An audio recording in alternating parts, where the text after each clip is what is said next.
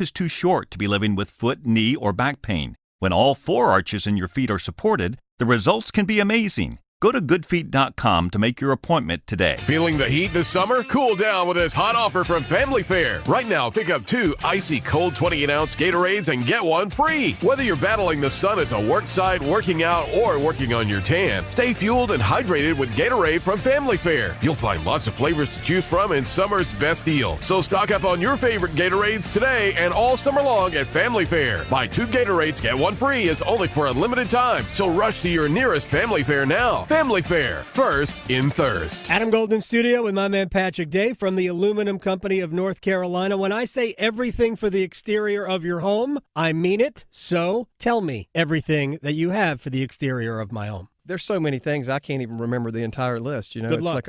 Thanks for the test here. But windows, doors, siding, roofing, gutters, gutter guards, railings, you name it. We have the exterior home improvement you're looking for. The main thing is we're a one-stop shop, right? So you don't have to call 2 or 3 different contractors if you need your roof done and you need your windows done. You can call one company and have it all done. I like that. French doors. French doors. I like French doors. I can't speak French, but I like French doors. Can I tell you, back in the day, you guys did French doors and every window in a home I used to own. Well, thank you for your business. It was incredible. Can I also tell you that it was done in like 2 days? Is that even possible? It is possible. How do you guys do work that fast? We're good. You're We're fast. good. That's Patrick Day from the Aluminum Company of North Carolina. They do the best work in the industry and the best customer service in the industry as well. AluminumCompany.com. Planning an engagement? Now's the time. It's Bailey's Fine Jewelry's spectacular Engagement Ring Blowout. 3 days only. Engagement rings, loose diamonds, and wedding bands. Up to 60% off. You'll be blown away by the huge selection of diamond sizes and engagement ring styles near cost, at cost, even below cost. Bailey's Engagement Ring Blowout. July 25th through 27th in Raleigh, Cary, Rocky Mount, and Greenville. Learn more at BaileyBox.com. Home ownership. At Progressive, we know it's part of the American dream. It's sea to shining sea and water damage as far as the eye can see. It's America. It's freshly mowed grass and a fence that was freshly vandalized by a pack of unruly teens. It's America. It's also round-the-clock protection when you bundle your home and auto with Progressive, which can help keep the American dream of home ownership alive and kicking. Get a quote at Progressive.com. Progressive Casualty Insurance Company, affiliates, and other insurers. Not available in all states. This hour of buzzer-beating, nail-biting, edge-of-your-seat sports action on 99.9 The Fan is powered by Ritchie Law Firm Injury Lawyers. Visit GotBryan.com. That's GotBryan.com. WCMC-FM HD1 Holly Springs. You're listening to The Adam Gold Show. I like really who they are. I love Trey Freeman at linebacker. Mm-hmm. I'm a huge fan. I like Stinson and Rivers in the secondary. Yep. Jordan Moore is an underrated star nationally. What a good player. Yeah, good player. And I think Jaquez Moore can have a nice year running the ball. I hope that Duke stays healthy across the board because I think if they're healthy, I think they just add to the depth. In the bigger picture, I think it's probably 2 years away. But, and I can't say enough about the support the institution has now put into that product as a result of what happened the last 2 years. I know they have new locker rooms over at the Yo Center. They were very proud of that. Yeah, it should be.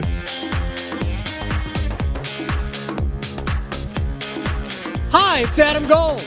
This is the Adam Gold Show. There's Victoria. It's a Friday. It is a Friday. Mm-hmm. And you're in person. I'm here. I can actually see you. Yes.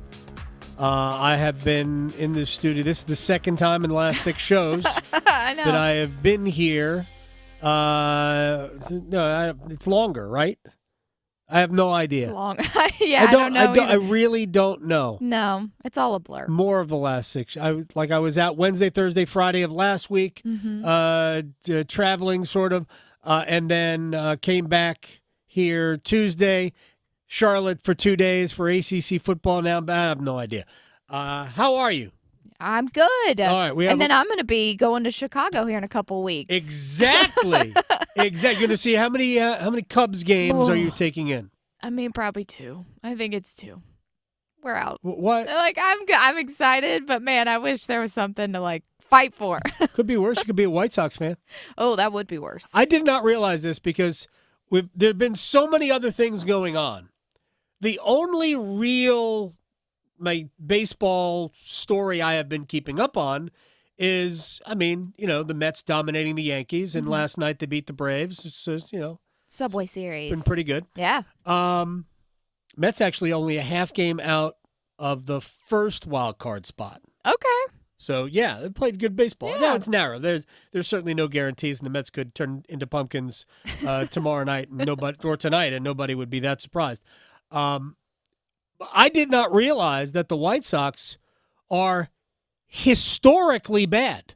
Oh, I didn't realize that I didn't realize that either. So I was, forget exactly where I was today, and SportsCenter was on. And I look up, and there's a graphic there between the 1962 New York Mets, who had, in modern baseball history, post-expansion, had the worst record in history. Oh. They were, 40 and 120. Actually, I think they didn't play 2 games that year. They were 40 and 120. Yeah. Wow. That's really bad. Yeah. And the White Sox are not trending much better than that now. Mm-mm. So I did not realize just how bad it was on the south side of Chicago. So at least you're not a White Sox fan. It's very true. Right? Any year of the Because day. there are people who are White Sox fans. My friend Mike Solarte from Spectrum News, Right. reigning North Carolina Sportscaster of the Year, big White Sox fan. I know. Yeah. Even the Oakland A's, I think, are doing way better than the White Sox. They are, except there's a problem with the A's. There are a myriad of problems with the A's. Right. Obviously, nobody is going to see them because they're leaving Oakland. That ballpark is gross. They have sewage issues at Oakland. Yeah, it's terrible. Alameda County Coliseum. They're supposed to be moving to Sacramento, right? Something to point out about Sacramento. It's apparently like the hottest place in California, not named like Death Valley. Oh. So, yeah, they have, and the stadium is not big enough for Major League Baseball. They're going to have to share it with a minor league team. Oh, wow. Yeah. And still a messy situation. Oh, no, it's going to be brutal for the A's. They're going to be playing there for 4 years. And they're also not sure the stadium in Vegas is going to be, like, even started on time. There's so many problems with what the A's are going to have to deal with. Man, it would have just been so much better for them to stay in Oakland. Yes, it would have. So much However, better. That's not happening. That's an A's problem, and it's a Major League Baseball problem that they rubber stamp, just like the NFL rubber stamped the screwing of St. Louis. Mm-hmm. This is not about whether or not LA deserved the team. It's kind of amazing that the number 2 media market in the United States for 2 decades didn't have an NFL team. Right. It was crazy. Make that make sense. So, yeah, but the NFL screwed over the city of St. Louis in a big way. But anyway, that's so the Mets won again last night, beat the Braves. Look at them go. And yeah, sorry, sorry, not sorry. I don't I've said this before about my fandom. Yeah, I'm not there's very few things I'm a super fan about. I'm a Mets fan. Mm-hmm. Never been able to shake that. Mm-hmm. I've been able to shake my Jets fandom. I don't care. Right, you're recovering. Right. Mm-hmm. My Knicks fandom. I grew up a Knicks fan. Mm-hmm. Whatever the Knicks do, it's like whatever. When they lose, it does not bother me. I am a Hurricanes fan. I also try to keep a level head professionally about them. I have become a Liverpool fan. Right. And I'm a Mets fan. Everything else I don't care about. But as a Mets fan, I don't hate the Braves. Mm-hmm. It's just never been a hatred. Yeah. I love the I love the way they run the organization. Mm-hmm. They have certainly been a fun team to watch. I was thrilled that they won the World Series a couple of years ago for them. I do have a little problem with Braves fans, but that's another story altogether. There's a little bit of smugness about Braves fans that kind of rubs me the wrong way, but I don't hate your team. Right. Like, I like the team. So everybody has that, especially in football. Like, a lot of people don't like Eagles. And... No, it's a this is the way it's done sort of a mentality about Braves fans. And so that's right. Like, that's where it comes from. You didn't invent the game. Yeah. All right, I'm sorry. I apologize for that. And it might really just be directed at like 5 different people. Who you should ask Elliot Johnson next time he comes on if he's noticed anything like that with his time. Former Brave. I know. If he's noticed anything. Efforting Mr. Johnson for Monday. Okay. Yeah, on the culmination of this Mets-Braves 4-game series. That'll be interesting. Which last night, by the way, we won 2 of our wagers. Oh, yeah. Mets beat the Braves. Right, so that's one. And Luis Severino, Mets starting pitcher, under 17 and a half outs. He didn't get to the 5th inning, which I didn't expect him to do. I didn't expect him to pitch deep into the game. So look at him go. Yeah, how about that? All right, should we should start. I've rambled. What is this, Panthers training camp day 3? Yes. Right, we're going to talk to Darin Gantt a little bit. So there's no way to judge. Are they off to a great start? Like, as long as there are no injuries, they're off to a good start. And I'd say so. And I haven't seen any injuries coming out of Bank of America Stadium. It is interesting that they are training there, and we'll find out if it matters when we talk to Darin Gantt in a few minutes. Bryce Young, year 2. Yeah, I think you definitely learn just, what it takes from after last year, after the first year. You kind of just get a better idea. Obviously, this is my first camp with this training staff, so there's little tweaks, but, it's a long camp. You want to make sure that, you're pacing yourself so that you're able to be at your best each and every day, but also that you're attacking things. So it's just finding that balance. I definitely feel like this year I have a lot better sense of what to expect. So just doing whatever I can be to make sure in practices and meetings, walkthroughs, I'm able to bring the best version of myself for the team. It's interesting. I talked to Dave Doran yesterday, NC State's head coach, about his evolution, in terms of things they used to do that they don't do. And you always have to, you can call it self-scouting, evaluate what you've done, how you've done it, when you've done it. And when you have a year like Bryce Young had, and I don't blame him for a single bit of it, not a single bit, then you're always going to question, am I doing this right? So finding how you best prepare and work and practice. So year 2 will be better than year 1. Quick thoughts on the Panthers, and we're going to talk to Darin Gantt in a few minutes, so I'm not going to go too crazy here. The last year, and I talked about this briefly yesterday, everything was magnified for Bryce Young. He was the first pick. They traded up to get him, and then they forgot to put a team around him. Mm-hmm. So with a bad offensive line, which couldn't run the ball or protect him, with the worst skill position players I have ever seen in the National Football League. As a group, that doesn't mean there wasn't talent there. Sometimes the talent wasn't ready to be anything. Like, I've read a lot of good things about Jonathan Mingo. He was not really a factor last year. He wasn't a help. It was Adam Thielen or nothing. Yeah. So they couldn't run it. They couldn't throw it. They couldn't protect the quarterback. The coaching was poor. And down there in Houston, C.J. Stroud was killing it. Mm-hmm. And it just made everything worse.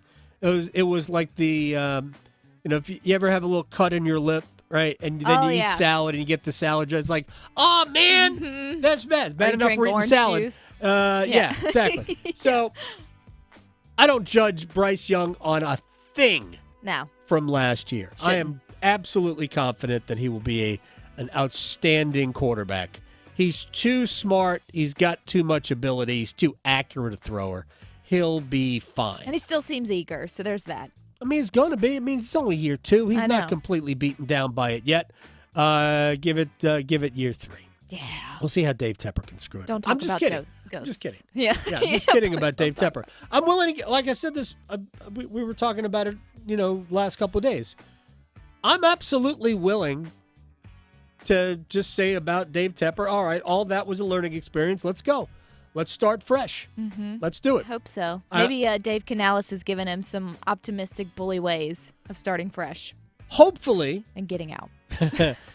David Tepper won't try to be the de facto general manager. Yes. He'll let Dan Morgan be that, unlike Jerry Jones, who fancies himself a great general manager.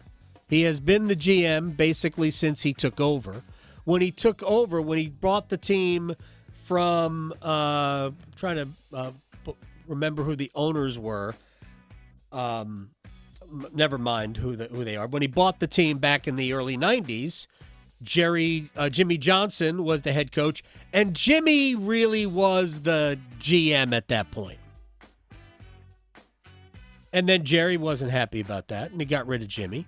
And now Jerry has been in charge of all the personnel since those days, and you see how successful they have been, on the field, in the playoffs, winning all those Super Bowls.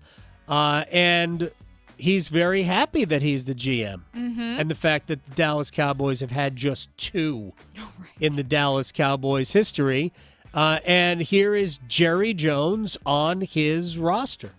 When I look at our roster, when I look at where we are, when I look at the quality of our coaching, I will say that I like as much or better than any time how we're going to be hanging around the rim so that when we get to that game, we can come out of there with a different result. So I think we're very, very positioned, i.e. hanging around the rim, again, which you have to be up there and around there to have a better result at that end. Now, the big question you pointed out, and appropriately so, is do you think you've got a chance to come up with better results when you get there? I don't want to sound, though, and be trite about getting there. That's a big deal. And I want you to know, as much as you might criticize me for it, I take a lot of solace in the fact that we've had the 12-game seasons that wins that we've had over the last several years, the fact that we've got the personnel we've got here at camp, the fact that we've got the coaches we've got at camp. I take a lot of solace that we're going to be there to get a chance to go to that playoffs and do better. And lose in the first round again. Did seem like Jerry seemed content with just having a good regular season and losing in the playoffs, which is really what their pattern has been. We have criticized Jerry Jones on many fronts. One of the things that he does that we have criticized, and honestly, he's not the only one that does this. Looking at you, Tom Dundon. Mm-hmm. In that they have waited too long to sign contracts. Remember the first time they signed Dak Prescott to a contract? They waited until his walk year. Right. And then they paid him more money than they probably should have paid him. They are going to do it again. And here's Jerry on why he waits. And if you want to picture an pure option quarterback going out to the sideline, I have run that ball and kept it and not hand it off to the back, not pitch it back, not throw it. And I have run that thing all the way out to the sideline before I made the decision. Because I couldn't get whatever it took it wasn't right for me to make the decision. And so what our fans, what you're seeing, what we deal with, is we're buying time. We're option quarterbacking, and we're going on out toward the sideline, and we haven't handed it off. We haven't pitched it. We're trying to make our mind up what to do. Does that sound like Mahomes to you? What? Oh! If I were a Cowboys fan, and I'm not, so I am reveling in this. If I were a Cowboys fan, I would be so mad. Because you know what happens when you wait too long on an option? You run out of field. Mm-hmm. So... What a terrible analogy. Jera. Yeah. You should be thinking about this more in the shower. Yeah. So bad. If you believe that Dak Prescott is your quarterback, if you believe that, then you get the contract done sooner, not later. The reason for that is the earlier you do the deal, the better it is financially for your team. Because every day you wait, the price goes up. Because every single time some quarterback gets a contract, it seems to reset the market. It seems to push the market in a different place. Hey, a lot of people think Dak Prescott's going to reset that market. By the way, Jordan Love and the Green Bay Packers get that done. Yes. Jordan Love's going to be an expensive buy for the Green Bay Packers, but they're used to that because that's all they've really had in their history, it seems, are expensive quarterbacks. He'll be worth it. It is just incredible that Jera talked himself into this being, it's just like running the option. How's that been working out for you, yes, Jerry? You know what? Sometimes in the option, you hand the ball to the fullback. Right, yeah. I don't know what the analogy is there, but give it to someone else. You're waiting too long. You don't have Joe Montana. Personally, I've said this before. I think Dak Prescott is more of the game manager. I don't think he is an elite quarterback. I don't care what the numbers say. I just don't think he is that guy that is going to drag you.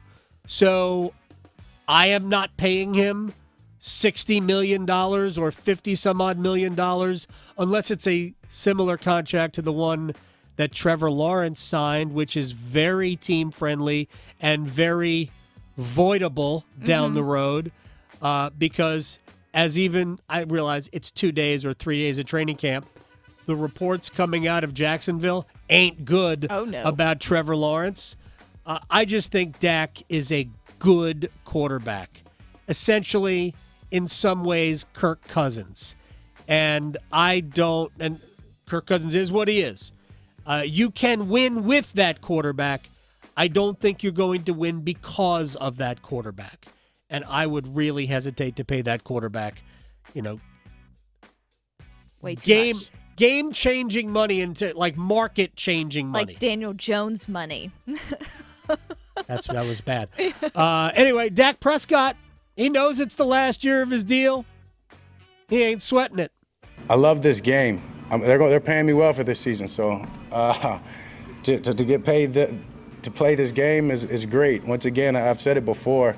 I have an obligation to the NFL, to other quarterbacks, and to my teammates when it comes to what I get paid, what I accept, and that's where sometimes, I leave it to my agents, and obviously I'll come in, and it is kind of my say-so at the end of the day, but I just love this game, and as I told you, I obsess over getting better and improving, being out there with the guys, so that's always my focus, but trust me, I understand other guys. You got to think I also don't get touched at practice. Some of these other guys don't. I mean, a guy like CD, he comes out here, there's a lot more risk for him than it is for me, so I understand every part of the business and everybody's perspective or their route that they take. But for me, the best way for me to get better is being out here with my guys. And that's just the connection, the timing, and all that.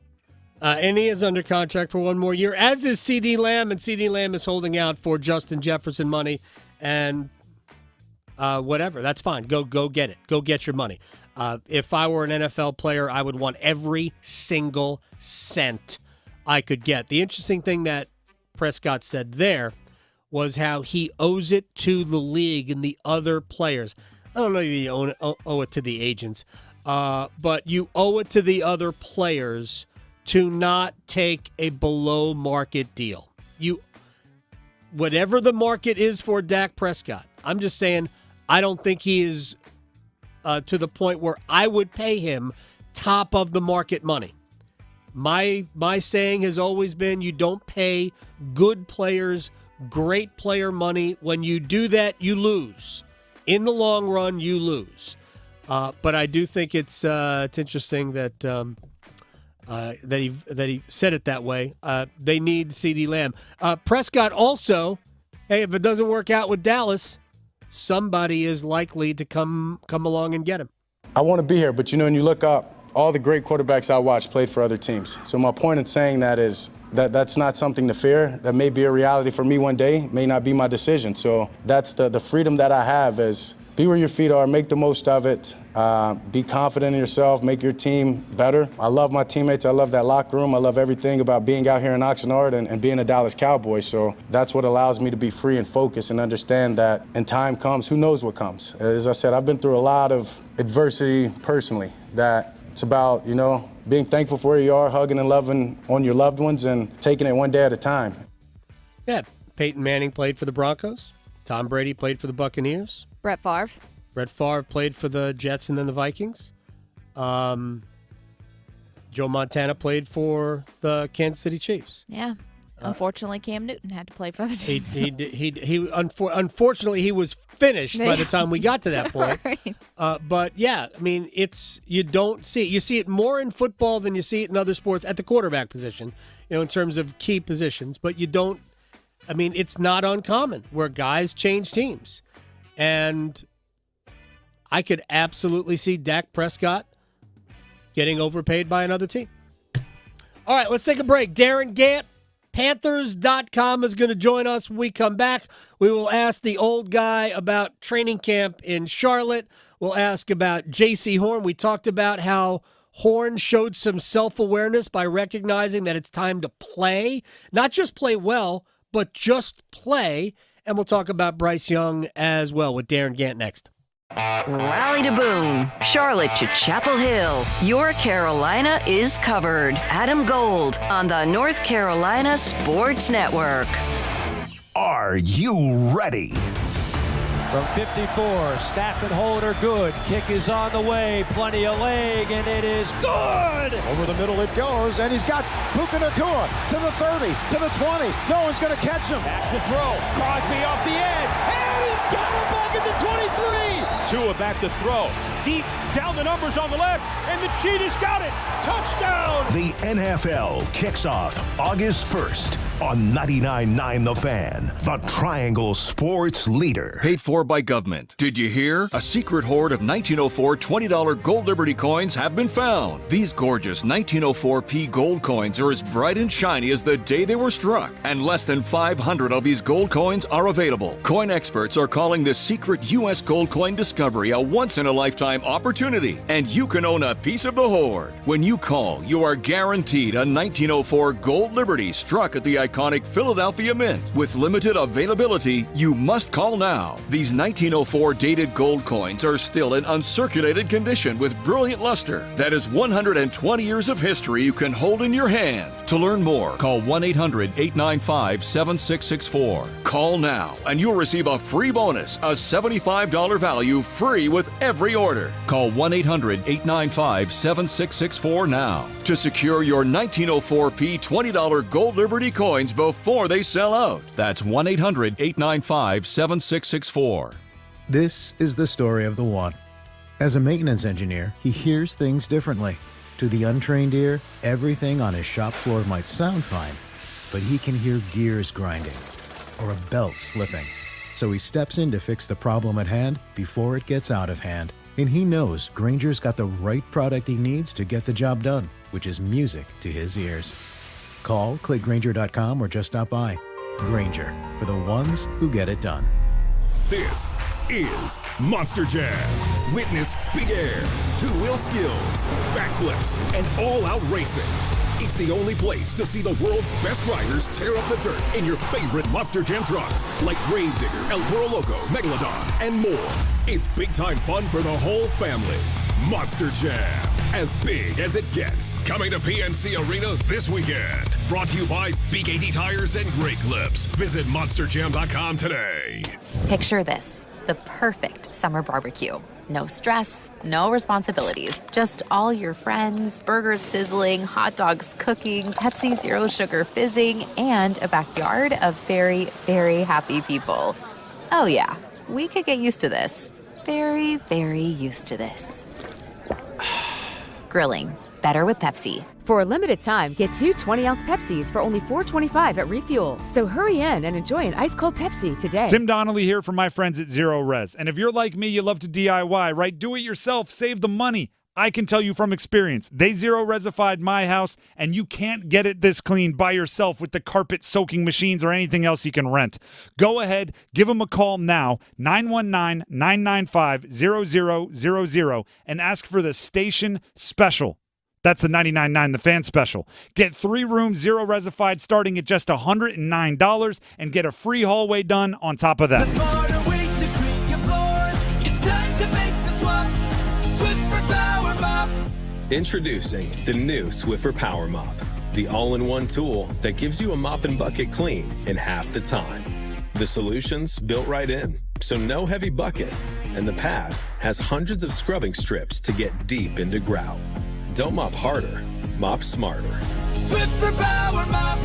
Swiffer Power Mop. This is Adam Gold. I had no idea John is a Cubs fan, too. Yeah, I think that's a prerequisite to being the head coach at Duke. I made one comment about the Cubs to Mike Krzyzewski. Goes back a while ago. Talked about the pitching staff, and he goes, yeah, but I don't trust Victor Zambrano. I'm like, what? The Adam Gold Show. It's time to ask the old guy as the Carolina Panthers are fully back in training camp. It is exciting. And training camp for the first time, not the first time, first time in a while, I guess, is in Charlotte at Bank of America Stadium, which I don't know if it makes it easier for Darin Gantt or not. It is all about you, Darin Gantt, as we asked the old guy, Darin Gantt, Panthers.com. I'm sure it makes it a little bit more convenient, maybe not super great, but a little bit more convenient to have everything so close to home. A little bit, but if we start making this all about me, they're going to give me a job at a newspaper again, Adam. The story's about the football team. All right. They don't have to move all their stuff from Charlotte to Spartanburg and back in the span of 3 weeks. So, for that standpoint, I mean, it's more practical for everybody because, the things you don't think about, like, having to move an entire weight room. Right. Having to move the entire athletic training apparatus into a brand new place and move it back. All the computers and IT that have to go back and forth. There's all those millions of little things that you can do your daily job in the same place every day the same way. This is just a lot more convenient. I'm sure it's good for you as working for Panthers.com. They probably asked you to move a lot of the heavy equipment. All right, let's get to the most fascinating thing that I heard over the first few days had nothing to do with Bryce Young, believe it or not. I was impressed by the fact that J.C. Horn had a very smart sense of it's time for me to play, not just play well. He recognized that less than 50% of the games that he's been available for. He understands that he's got to stay on the field. To me, that's job one. Yeah, self-awareness is a good thing. We value it in people, and that's not just a football comment. JC gets it, and one of the things it's interesting. We posted a story today on the website. This defense is brand new, and he's kind of in the middle of it. If you think about it, there's Derek Brown, there's JC Horn. And sort of Shaq Thompson, but Shaq missed all of last year practically after breaking his ankle in week 2. So you've got a consistent staff and a consistent scheme, but then it's JC and Derek and a bunch of new guys. So I think it's going to be fascinating to see how he develops as a player. Hopefully JC is able to stay on the field because when he's been out there, he's been one of the better corners in the game. He's really good at this football. He's just not been great at availability, and obviously that's a big deal. And he knows that. So, I thought, people are free to ask whatever they want to ask. It was weird to ask JC about contracts because, again, I wouldn't – if I was a team, I wouldn't necessarily be thinking about extending him right now. And if I was him, I wouldn't want to negotiate an extension now because you're not exactly dealing from a position of strength. Right. So the fact that he's thinking about getting himself well, getting himself on the field and staying there is a pretty big deal. Yeah, and the fact is they picked up his fifth-year option already, so there's plenty of time to hash all that out. Offensively speaking, I'm going to assume – look, I don't have to assume. It was – incredibly unfair the way people talked about Bryce Young last year because it almost didn't matter if he was good or if he was bad. We had no chance to be able to tell the difference because there just wasn't enough around him. Everything has been improved. Forget about the coaching, although I assume the coaching will be improved. Everything around him looks better than it did a year ago. Yeah, it's not a stretch to say it, and then you know how this goes, having seen the cycle of life in sports, professional and otherwise. The old guy gets fired, everything gets blamed on the old guy. And the people who aren't here anymore, because they're the easiest to blame because they're not around to defend themselves anymore. That being said, it has to be better because last year was an abject disaster. Everything about it should be killed with fire. But a wise man told me early in my career, you've got to be careful about judging any individual part of a bad situation because you don't know how much of it is their fault individually versus the systemic failure. And that's how I'm kind of approaching Bryce this year. I'm just, it's almost like a do-over, a redshirt year or something like that, whatever you want to call it. You can't really apply a lot of those lessons. The only thing Bryce really benefits from is having a year's worth of scar tissue, knowing what the calendar looks like, knowing what the rhythms of the NFL Going beyond the box scores. Adam Gold on the North Carolina Sports Network. What this offense is going to look like. We don't know yet how good Dave Canales is going to be at calling plays for this collection of people. But what I can tell you is Dave Canales talks an awful lot about running the ball. And it's interesting. When I asked him yesterday about, this new defense, he said something. He was like, well, I truly believe that the most important thing you can do is run the ball and stop the run. And I started having flashbacks for a minute. I thought it was Foxy or Ron Rivera or Dom Capers even. I was like, wait, you're new and young and handsome. You're not supposed to be saying things like that, Dave. But he talks an awful lot about running the ball, running it stubbornly. If you want a hot take coming out of this training camp, take the over on Chuba Hubbard rushing yards this year because I think he's got an opportunity to really play well. If you think about structurally what they've done, they fixed that offensive line from the inside out by moving Austin Corbett in the center and spending $150 million on 650 pounds of guard. A guy who can run inside benefits from that. And, oh, by the way, a left tackle in Ike Ekwonu who's a better run blocker than pass blocker. Right. So I'm bullish on Chuba this offseason, and not just because he's one of the hardest working people I've ever seen walk through the door of the place. He's turned himself into a player, and he's taken things he used to be really, really bad at, like catching passes, and through the sheer force of work, fix them and become proficient at it. So I've got all the respect in the world for the kid for remaking himself mid-career and putting himself in a position to benefit. Yeah, and Jonathan Brooks there as the second-round pick out of Texas obviously will add to the running back room. Let's talk about eventually. Eventually. You think? I think it's important to remember that we ain't gonna look at Jonathan Brooks for a minute. If he plays in the first month of the season, that's probably an upset. Okay. So give him time, get himself well. I mean, he's coming off an ACL, right? And I think the longer you can let that thing heal, the stronger you are on the backside of it. And I think there's a recognition that was not a draft pick for immediate impact for a Super Bowl run or anything. All right, Darin Gantt, Panthers.com. We are asking the old guys. So you almost did it. You almost got fined. You almost said Rock Hill Herald. Or yes, I did. I was going to go Rock Hill Herald. I was going to go Rock. Classics, they never go out of style. Xavier Liggett was unhappy with his first day at training camp. It's kind of strange. He was unhappy because he felt like he took some plays off more than he didn't perform well. I mean, I'm not reading anything into that there, but we know what kind of talent he's got. Also, listen to Bryce Young talk about how Jonathan Mingo looks a little bit different. I've read, I think from you, that Young and Deontay Johnson are becoming fast friends. On the practice field. Thing, those two. Yeah. So, last year it was Adam Thielen, and that was it. And this year it seems like there's just a lot more options. Yeah, I think so. And I think that's the right way to fix that problem. When everything's broken, throw as many potential fixes at it as you can and see what happens. I just think that, again, not to lean too much into last year, but it was so bad it can't help but be better. Yeah. But just watching those practices now, I think Mingo is a guy who probably we're not talking about enough. Now, granted, it's 2 days into camp. We're going to talk about them all before we get to the regular season.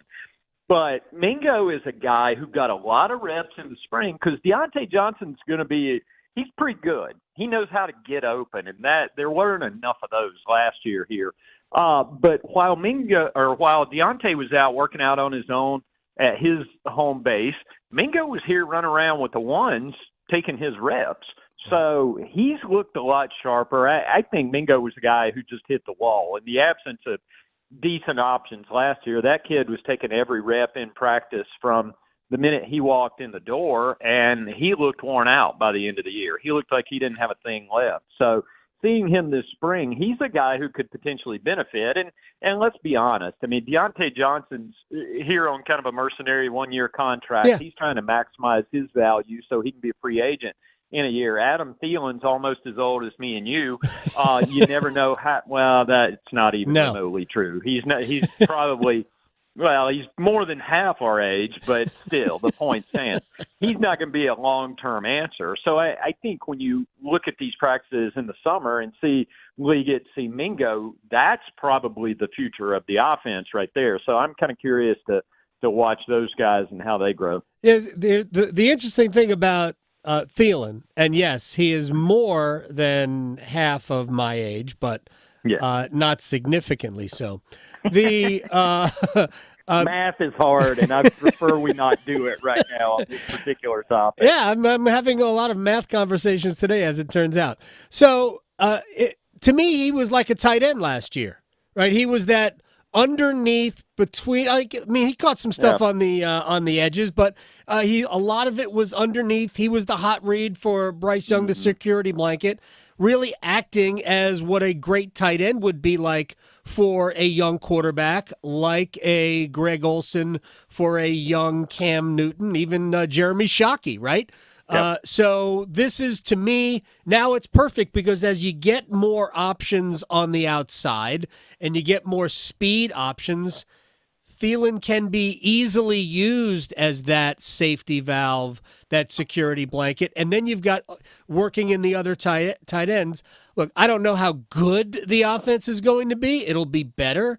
But I just think that there are more things for the defense to deal with. So before we have to say goodbye, we haven't really talked about Bryce. Your thoughts on what you have seen from not the on-field stuff. We've only had a couple of days, and I know he's great, 4 for 4 in 7-on-7s in day one. But what are your thoughts on what we have seen, at least in terms of the appearance of Bryce? Bryce seems more comfortable. Here's a news flash. Here's an exclusive. Here's some breaking news. Bryce Young actually has a personality.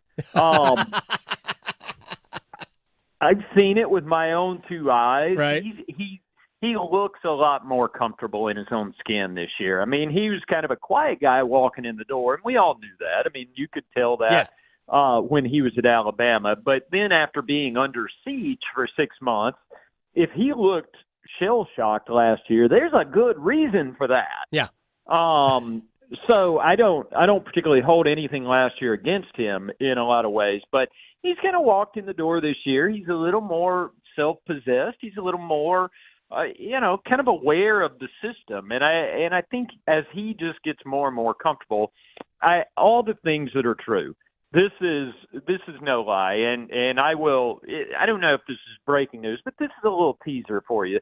In talking to some of the old heads about Julius Peppers stuff for the Hall of Fame coming up next weekend, I had a conversation with Dan Henning.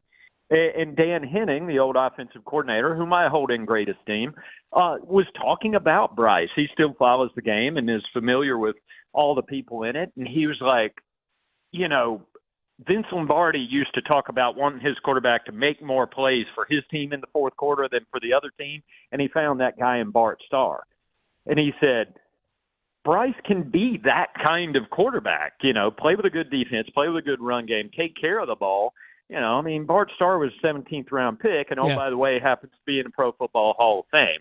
And again, I ain't putting Bryce in the Hall of Fame too soon. And you got to get good at football before you can be considered great at it. But I think the point stands in that the stuff Bryce is good at is taking care of the ball. Even last year in all the abject disaster, he didn't throw that many picks considering. Right. So it could have been so much worse.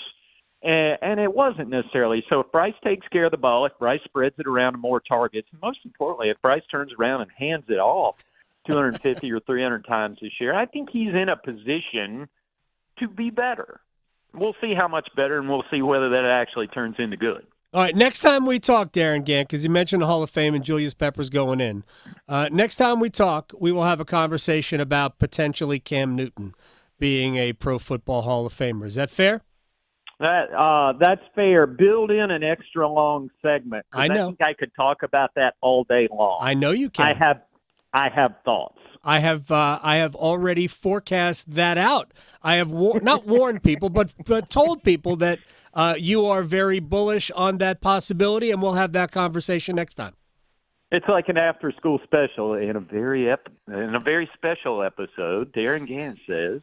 I watched a lot of after-school specials. Darin Gantt is the from Panthers.com is the old guy in the bubble, starring John Travolta. I will talk to you very soon. Thank you so much.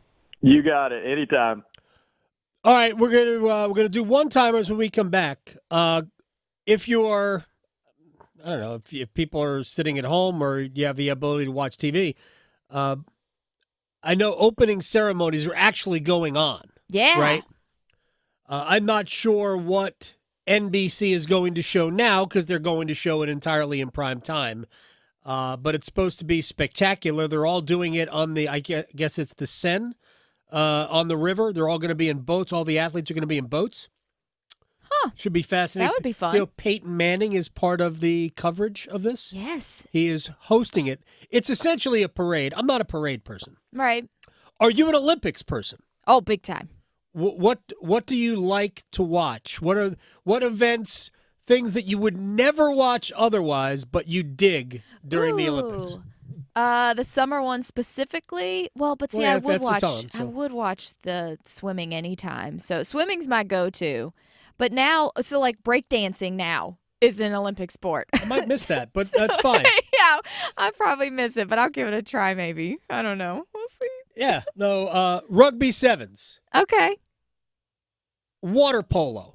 Yeah. Water polo. Gosh. Oh yeah, they're vicious. Yeah, they're just like treading water for. Yeah. Ever. Well, but when you see people like dunking others, I mean, you take into consideration these are people's lives. Like you could die. You know, you can't breathe underwater. Water polo, very, very dangerous sport. But yeah, I was watching a little bit of rugby sevens yesterday. They're already in the gold medal matches tomorrow. Wow, that's fast. Yeah, well they've started. They've been playing for a while. Wow. Yeah, so big fan of those I'm events. excited. Opening ceremonies will be shown in their entireties this evening. All right, we'll do one-timers when we come back. Next hour, Andrew Carter from the News and Observer will recap what our big takeaways from ACC football kickoff. But one-timers are next. Serving it up hot and fresh every day. Adam Gold on the North Carolina Sports Network. Some call it overplanning. At Alternative Power, we call it foresight. Be prepared for the next power outage with a Generac home standby generator. After sensing a power outage, a Generac generator automatically restores your home's power, whether you're home or away. Generac, it's not just a generator, it's a power move. Act now for a free 10-year warranty on a Generac home standby generator. Terms and conditions apply. See more at alternativepower.com. Alternative Power, North Carolina's Generac experts. It's the first day of the first grade, and she found a new best friend. It's a laid-back Sunday afternoon you wish would never end. The homemade taste of Bluebell and good friends gathered round. The good old days are being made right now. The new Bluebell Cookies and Cream Cheesecake is cheesecake ice cream with chocolate cookie-crusted cheesecake pieces and chocolate cream-filled cookies. Again, cheesecake ice cream with chocolate cookie-crusted cheesecake pieces and chocolate cream-filled cookies. Buy two. The good old days are being made right now. The good old days are being made right now.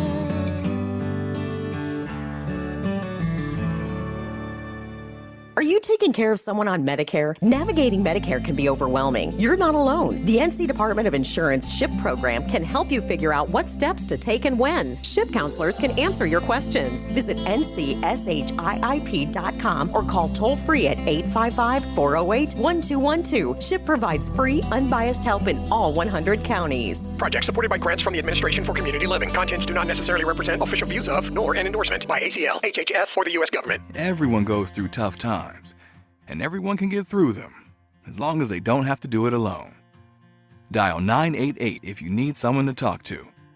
Get what you need to get to a better place. Together, we'll find the care that works best for you. We're here 24/7. Call, text, or chat 988. 988. Let's get through it together. Brought to you by the North Carolina Department of Health and Human Services. AARP wants your health, wealth, and happiness to live as long as you do. Join us each week for AARP Without Limits when we meet the people in our state who can provide you with a bit of lift or inspiration to live your happiest life at 50 plus. Learn more about this topic and others each week on AARP Without Limits. You can find the latest episodes of AARP Without Limits wherever you listen to your podcasts. Did you and your family lose North Carolina Medicaid and need health coverage? Check this out. You may be eligible to enroll in a low-cost health plan at healthcare.gov. With a new law, 4 out of 5 customers can find a plan for $10 or less per month with financial help. Healthcare.gov offers quality plans that cover doctor visits, prescriptions, emergency care, and more. Healthcare.gov is here for you. Enroll today for coverage starting the 1st of next month. Paid for by the U.S. Department of Health and Human Services. At North Carolina Farm Bureau Insurance, we believe that getting to know you is the best way to protect what you love most. We have friendly agents in every county to help you prepare for the unexpected. And when life doesn't go as planned, our award-winning claims team will be with you every step of the way. Find a local agent today at ncfpins.com. North Carolina Farm Bureau Insurance. Helping you is what we do best. This is Adam Gold. Thank you very much for your time, man. We will talk again. Adam, anytime for you, my friend. Thank you. I don't know why it makes me laugh. Why does that make me laugh? I don't know. Maybe you just are used to people being mean to you or something, like Twitter. I don't know. The Adam Gold Show.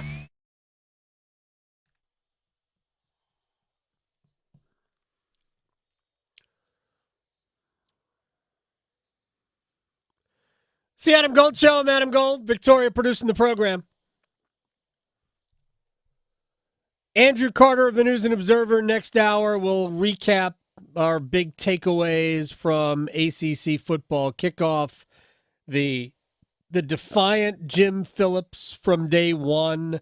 All the conversation about what's going to happen with Florida State. Every school got better on both sides of the ball, loved their recruiting class, addressed all issues that they had through the transfer portal, and are poised to have great seasons. Everybody said that, and that's cool. This is a time for optimism. Nobody's playing a game for about a month, but yesterday, was it yesterday? 2 days ago. Today's the 26th. 2 days ago was the 1 month date. We are officially 1 month from the start of the season. August 24th, right, is the start of the season. It's crazy. Unbelievable. Can't believe college football is that close. It starts before everything else. Actually, the Premier League starts the week before. All right, let's do one-timers. And then, before you know it, it'll be hockey season again. It will be hockey season again. That's like 2 months away, I think. Yeah, as a matter of fact, I have to cross-check dates. I just got my kids' soccer obligations. Yeah. And now I have to see where I'm going to be and all that. Oh, boy. Oh, yeah. Got to do that. Feels like soccer never ends. No, it doesn't. I wouldn't know. But Doesn't. Liverpool Real Betis tonight, 7:30, ESPN Plus. I know you're excited. I will be there. Let's see. So, first off, your overall takeaway from ACC Kickoff now that you're back. I'm not the only person who has high expectations for NC State. That's my overall takeaway. Every single person that I talked with in the media, and they don't just cover ACC, they cover college football. Every single person talked about NC State. Nice. I'm excited for them. Hopefully. Yeah. No, I mean, hope they can get it to 10. It's there. Yeah. I mean, why not 11? Mm-hmm. There are 2 games during their season they probably need to win one of, Tennessee or Clemson. Both in the first, I think, 4 weeks of their schedule. Yeah. Yeah. Should be a blast. I'm excited for that Clemson one. Now, looking at the NFL football. So, with training camp going on with the Carolina Panthers, how many games do you kind of anticipate seeing Bryce Young in during the preseason? Just preseason. 1. I think 1. They play 3. Maybe he plays maybe he just does a cameo in the first, and then the second one is the one he gets a quarter in. Yeah. But that is generally the routine around the league now. They don't play. Like if you were the Jets, how much of the preseason is Aaron Rodgers going to play? My guess is none. Right? Right, you would think so. I just think that it's common now for your important players to not play, but I think Bryce will get a little bit of time. Yeah.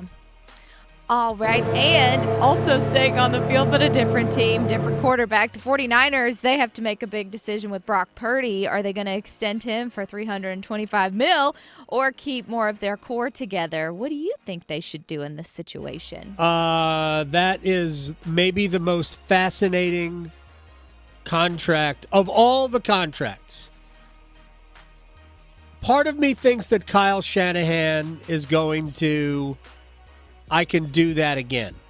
I think they're underestimating Brock Purdy's ability. I put Purdy in the same category of a Dak or a Kirk Cousins. I do. So I think they're going to try to get something done with Purdy, but not at the numbers that we have seen across the NFL. I think they're going to try to get something done with Purdy. But I don't think they're going to go to like the upper 50s for Brock Purdy. And they'd probably be wise not to. Well, another Carolina Panther one. I forgot about this one. Where do you think, after hearing from Darin Gantt and seeing some training camp, for a couple days, where do you think the Panthers' biggest gap will be this year? Ooh, on the edges of their defense, but hopefully not cornerback. That's all about J.C. Horn. But I think the edges of their defense are, to me, the most vulnerable. A'Shawn Robinson and Derek Brown should be a pretty nice tandem in the middle, and there are other players there.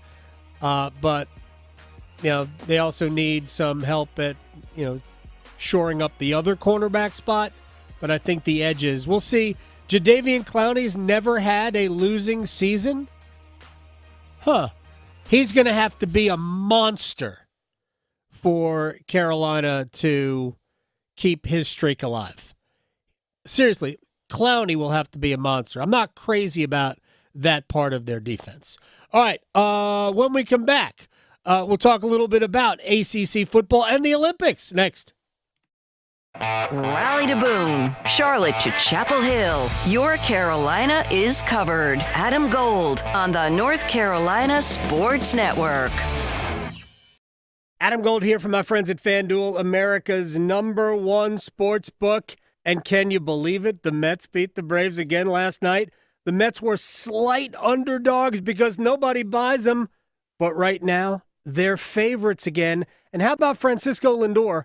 5 home runs in his last 4 games and plus 390 to go deep again today as the Mets and Braves will play the second game of a 4-game series. Go to FanDuel.com/AdamGold, FanDuel.com/AdamGold, and start making the most of your summer. FanDuel is the official sports betting partner of Major League Baseball.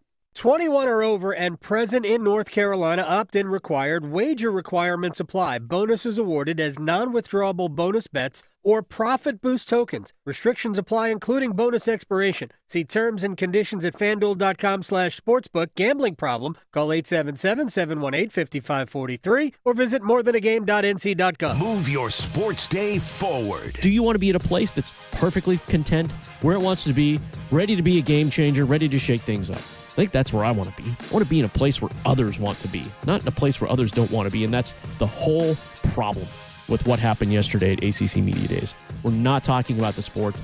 We're talking about the courts. Get set up. Join Next Up with Paul Ihander. Mornings at 9 on 99.9 The Fan, the Triangle Sports Leader.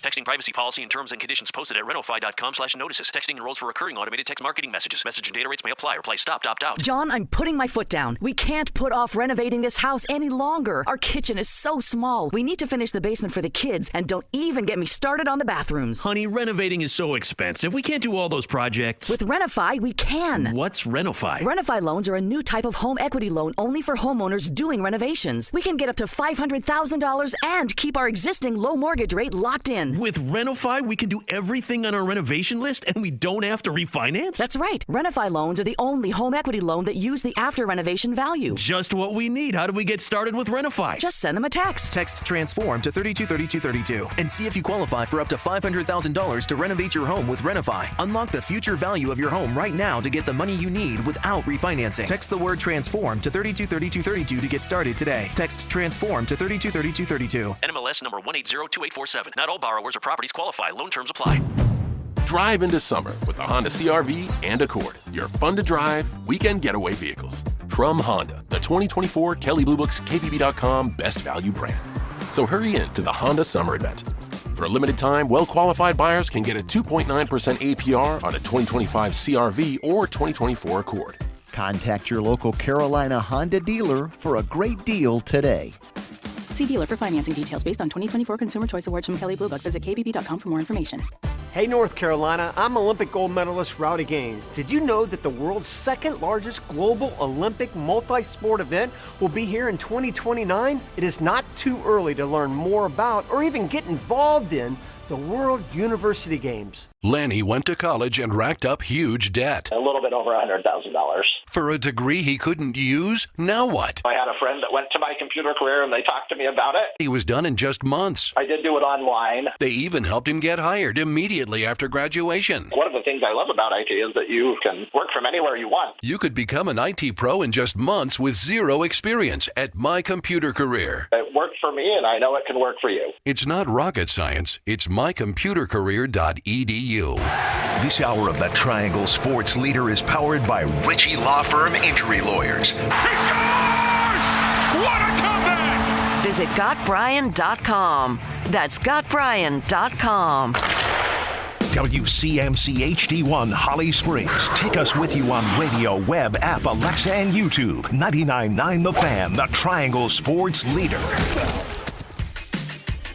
Dabo takes a lot of heat for what he says in relationship to the portal, but he's not necessarily wrong. You have a roster that would be considered top 5 to 7 in the country overall, which they do. How many players in the transfer portal are actually better than what you currently have? Doesn't mean that there aren't some players that could help you. Right. So I understand that criticism. I understand that you could go and say, let's target 1 or 2 guys and see if we can. I'm very much looking forward to this because they're going to be loaded on defense now. Yeah, they're always loaded on defense. If they get just a 15 to 20% uptick in offensive production at quarterback and at wideout, they're going to be really good. It's the Adam Gold Show. I am Adam Gold, Victoria producing the program. That was Tom Luganbill of ESPN. He and West Durham will be a thing during the ACC football season. I'm sure Wes will also do some other games, but primarily he is the lead voice of ACC football. I'm looking forward to Wes and Tom. It was cool to catch up with Tom. He spoke very highly of State. That was a little bit about Dabo Swinney's really reluctance based on don't see anybody in here better than what I've got. Here's my response to that. I probably should have been, but it wasn't. I don't need to argue with Tom Luginbill about it, is that have Alabama and Ohio State and all the other schools that have utilized the portal to get significantly better at positions, did they just not recruit as well as you? I don't get it. So, and if you didn't find anybody better in the portal, I just haven't been that moved by what you've had. So maybe it is just an injury thing. Maybe it's an injury plus a player development thing.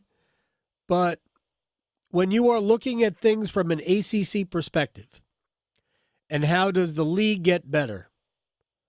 The league gets better and appears better to those on the outside when your brand name football schools are living up to their end of the bargain.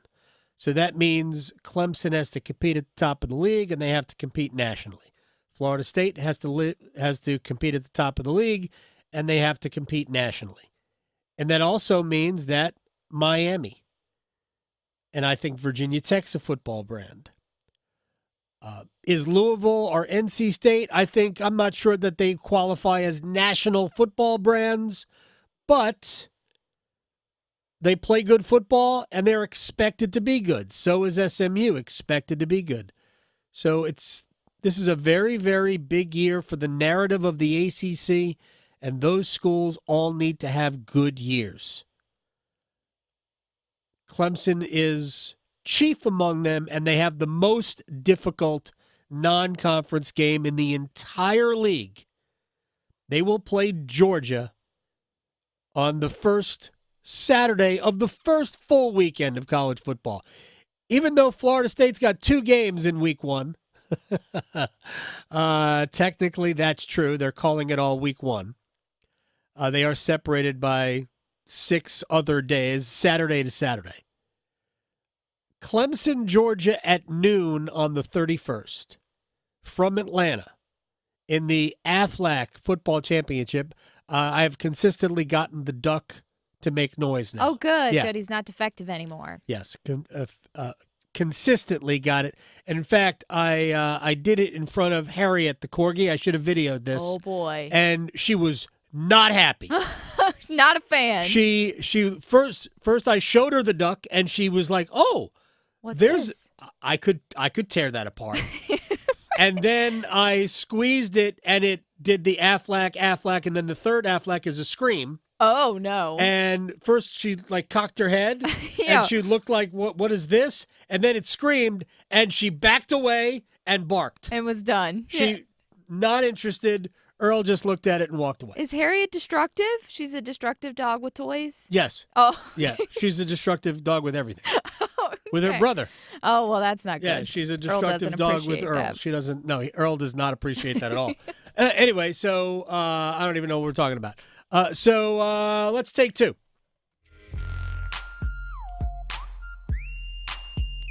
We're going to work in some Olympics here because the Olympics start today. There is a men's soccer match. I think USA against New Zealand. Remember, they lost to France in the first match of group play. So this match against New Zealand today is a must win. They gotta get 3 points out of this.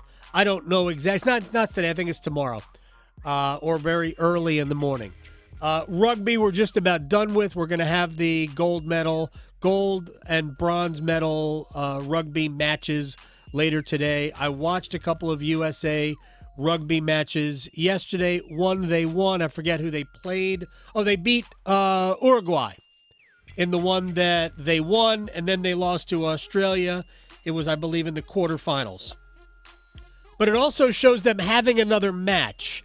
So I wonder if we're just having matches for placement in the Olympic tournament. That is my guess. Maybe. So, and I don't know who they play. They play somebody. But it's such a fun and a quick game. Do you know how long these games are? No. Running clock, 2 7-minute halves. Oh, wow. Yeah. Wow. That's fast. Boom. Super fast. Love it. Wow, it takes longer to get a beer at PNC during a Canes game. Oh yeah, you could play 3 games probably by the time you'd get a beer. But the whole thing is designed. This tournament is like it starts and it ends in like 5 days or less. It is super crazy, but it's a very, very fun sport to watch. I am a fan of watching the Olympics because to me, it's the events that you would never watch during the course of the season, during the course of your sports viewing year, that make the Olympics. I'm not saying we're going to talk a little bit about the basketball team here. I'm not saying that I don't like Olympic basketball. It's okay. Yeah. I like watching our best go up against, and it's really an NBA tournament now. What did trying to think who was telling me this? Was it? I think it was our friend Tim Donnelly. 61 NBA players on rosters not named USA. Oh, wow. Yeah. Huh. Very, it is an NBA tournament. Canada's got 10. I know. People were talking about, I think people have said Canada and France. Canada, France, Spain. Yeah. Greece, Serbia with, right. Nikola Jokic is good at basketball, right? So Little bit. there are NBA players all over the place. South Sudan is going to be in the mix this year. So the NBA, the Olympic men's basketball tournament is going to be fun. The women should cruise to gold. It'll be a real upset if they don't. Yeah. I think the U.S. could lose. And so here's where we'll start. And Steve Kerr, I read this yesterday on my train ride home. Kerr was none too pleased going back and looking over some of the tape from the games that they had played leading up. They struggled to beat Germany, only beat Germany by 4. Hey, Germany's got a couple of legit NBA players. The Wagner brothers are both good NBA players. I think I wouldn't be surprised if Dennis Schroeder also plays for them. He is of German heritage. So the Kerr went back and looked and said, I don't think we were playing hard enough. So how seriously will these players take every single game? Brian Windhurst from ESPN on Kerr's message. Boy, did he shift in tone once the U.S. got here to France. The last 2 days, he's really expressed how frustrated he was with the way the team played in London earlier this week, saying that the tape made him sick to his stomach against South Sudan and Germany, and really challenging his team, saying this is what you're here for. Exhaust yourself. Don't worry about the ceremonies. Don't worry about everything else. We've got 5 great players that we're subbing in for 5 great players, come off the floor exhausted. He really wants to kick up the intensity, kick up the tempo, and he really is trying to set the tone for a shift from the enjoying going all across the world to the Middle East and back to focusing on the big game against Serbia on Sunday. Listen, that could be a preview of the gold medal game. Serbia could end up being a team they have to beat in 2 weeks for the whole thing. So definitely something that Steve Kerr is trying to reset with his team going forward. USA Serbia could be fun. Could be fun. We talked about it. LeBron James is still the best player. Yeah, he is. He's still the best player. At 85. It is remarkable. Steph Curry, who was on the court at the end, as we all expected he would be, on the keys to winning it all. You got to be able to adapt quickly. You got to be able to bring your egos of who we are as individual players, but also let them go, knowing it doesn't matter who's, the man scoring that particular night. When you're on the floor, you're asked to do a certain thing and do it to the best of your ability, play with energy. And as Team USA, if we do that, usually good things happen. So just trying to lock into that and, take advantage of every single day because it's important. And who are you looking forward to the most to play against? Whoever's in the gold medal game. That was a great answer. Kevin Durant was sitting next to him, and Durant laughed. So, great answer. Mm-hmm. By the way, we mentioned last week that, or earlier this week, that LeBron James was chosen as the male athlete to carry the U.S. flag in. I guess there's going to be 2 athletes, because there will be a female athlete as well, and Coco Gauff was asked to do that, and I've actually just watching the video of when she was asked to do it. So they will wear different jackets. The Team USA is wearing navy blazers with royal blue and red like trim. Not something you would buy. Yeah. But for LeBron and Coco, they are going to be wearing cream jackets with that same trim, so they will stand out from the group. But man, I am fired up for so many things. I do want to watch. I want to watch team handball. Yeah. I want to watch water polo, which is essentially team handball in a pool. It is. It's danger factor. I am a fan.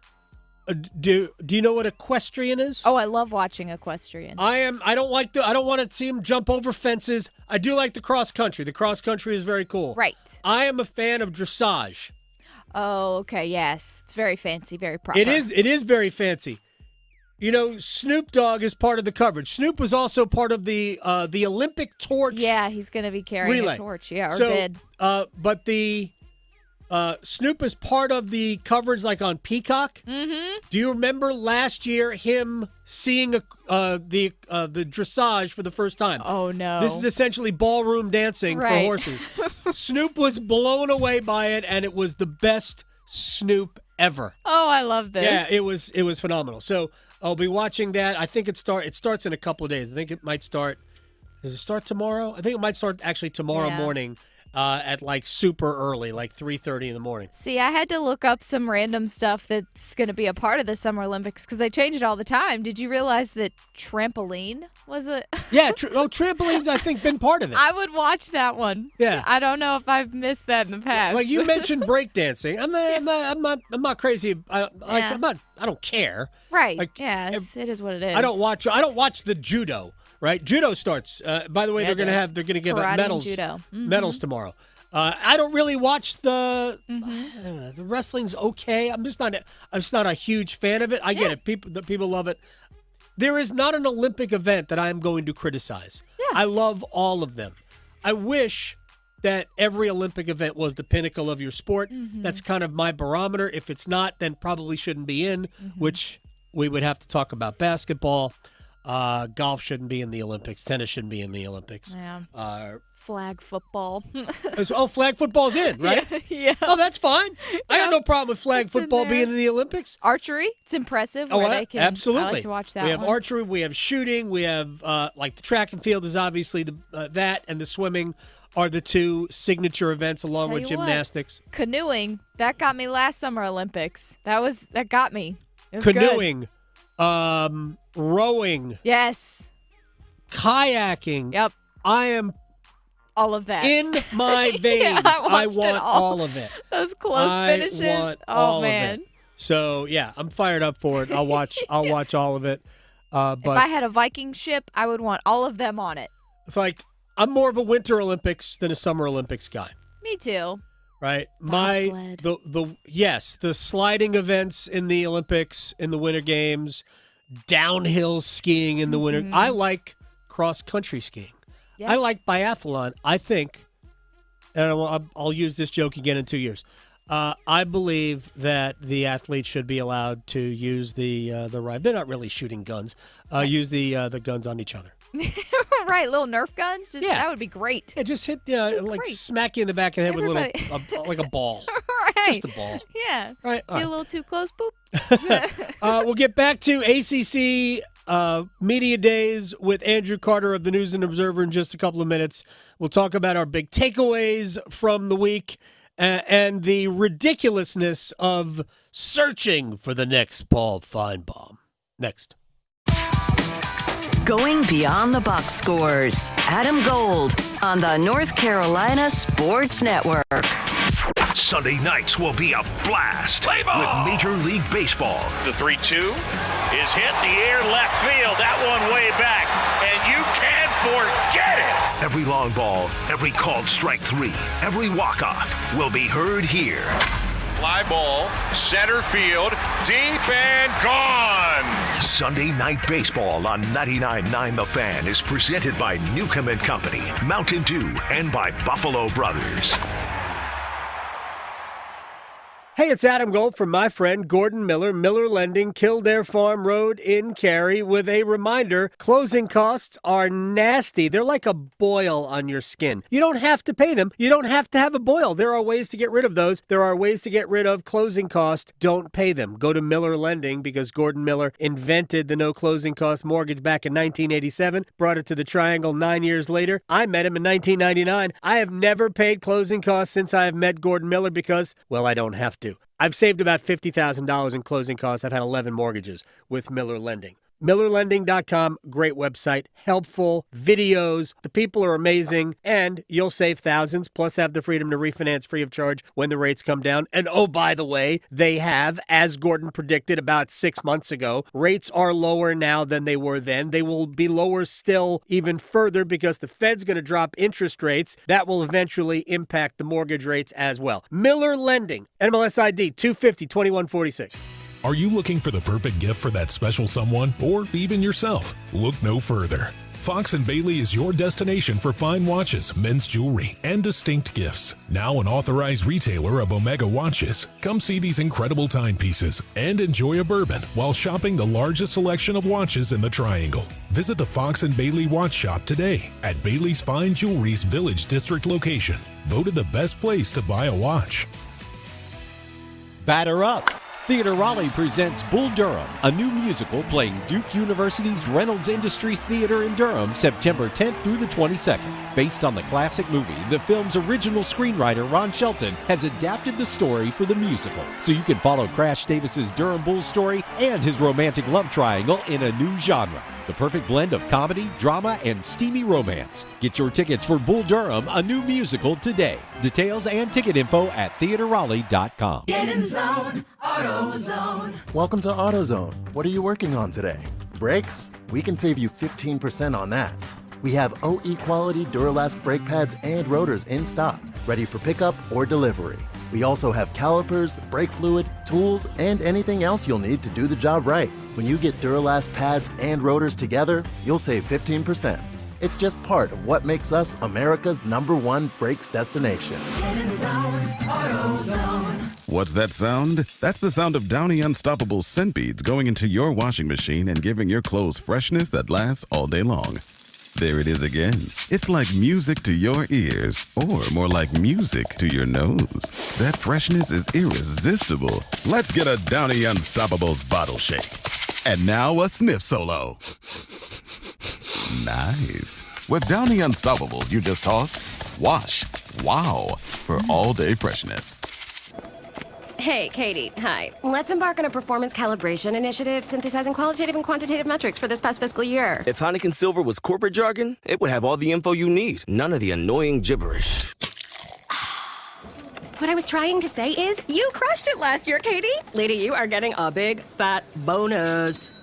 Heineken Silver, world-class light beer. Only 2.9 grams of carbs and 95 calories. All the taste, no bitter endings. Order now at Heineken.com/silver. Must be 21 and older to purchase. Enjoy Heineken responsibly. This is Adam Gold.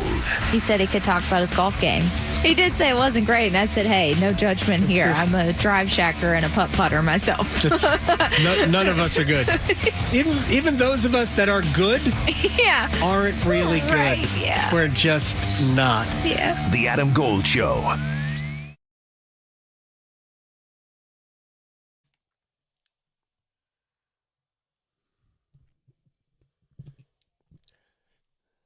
It's the Adam Gold Show. I'm Adam Gold. I'm sorry, I spent the entire break watching Snoop highlights of commenting on equestrian during the Olympics. This I is cannot fantastic. wait. I cannot wait. I wish we could just yeah. watch that. We've got to Well, have Snoop clips. We can't because we have to edit it. Yeah. It must be FCC would not regulate It this. must be edited.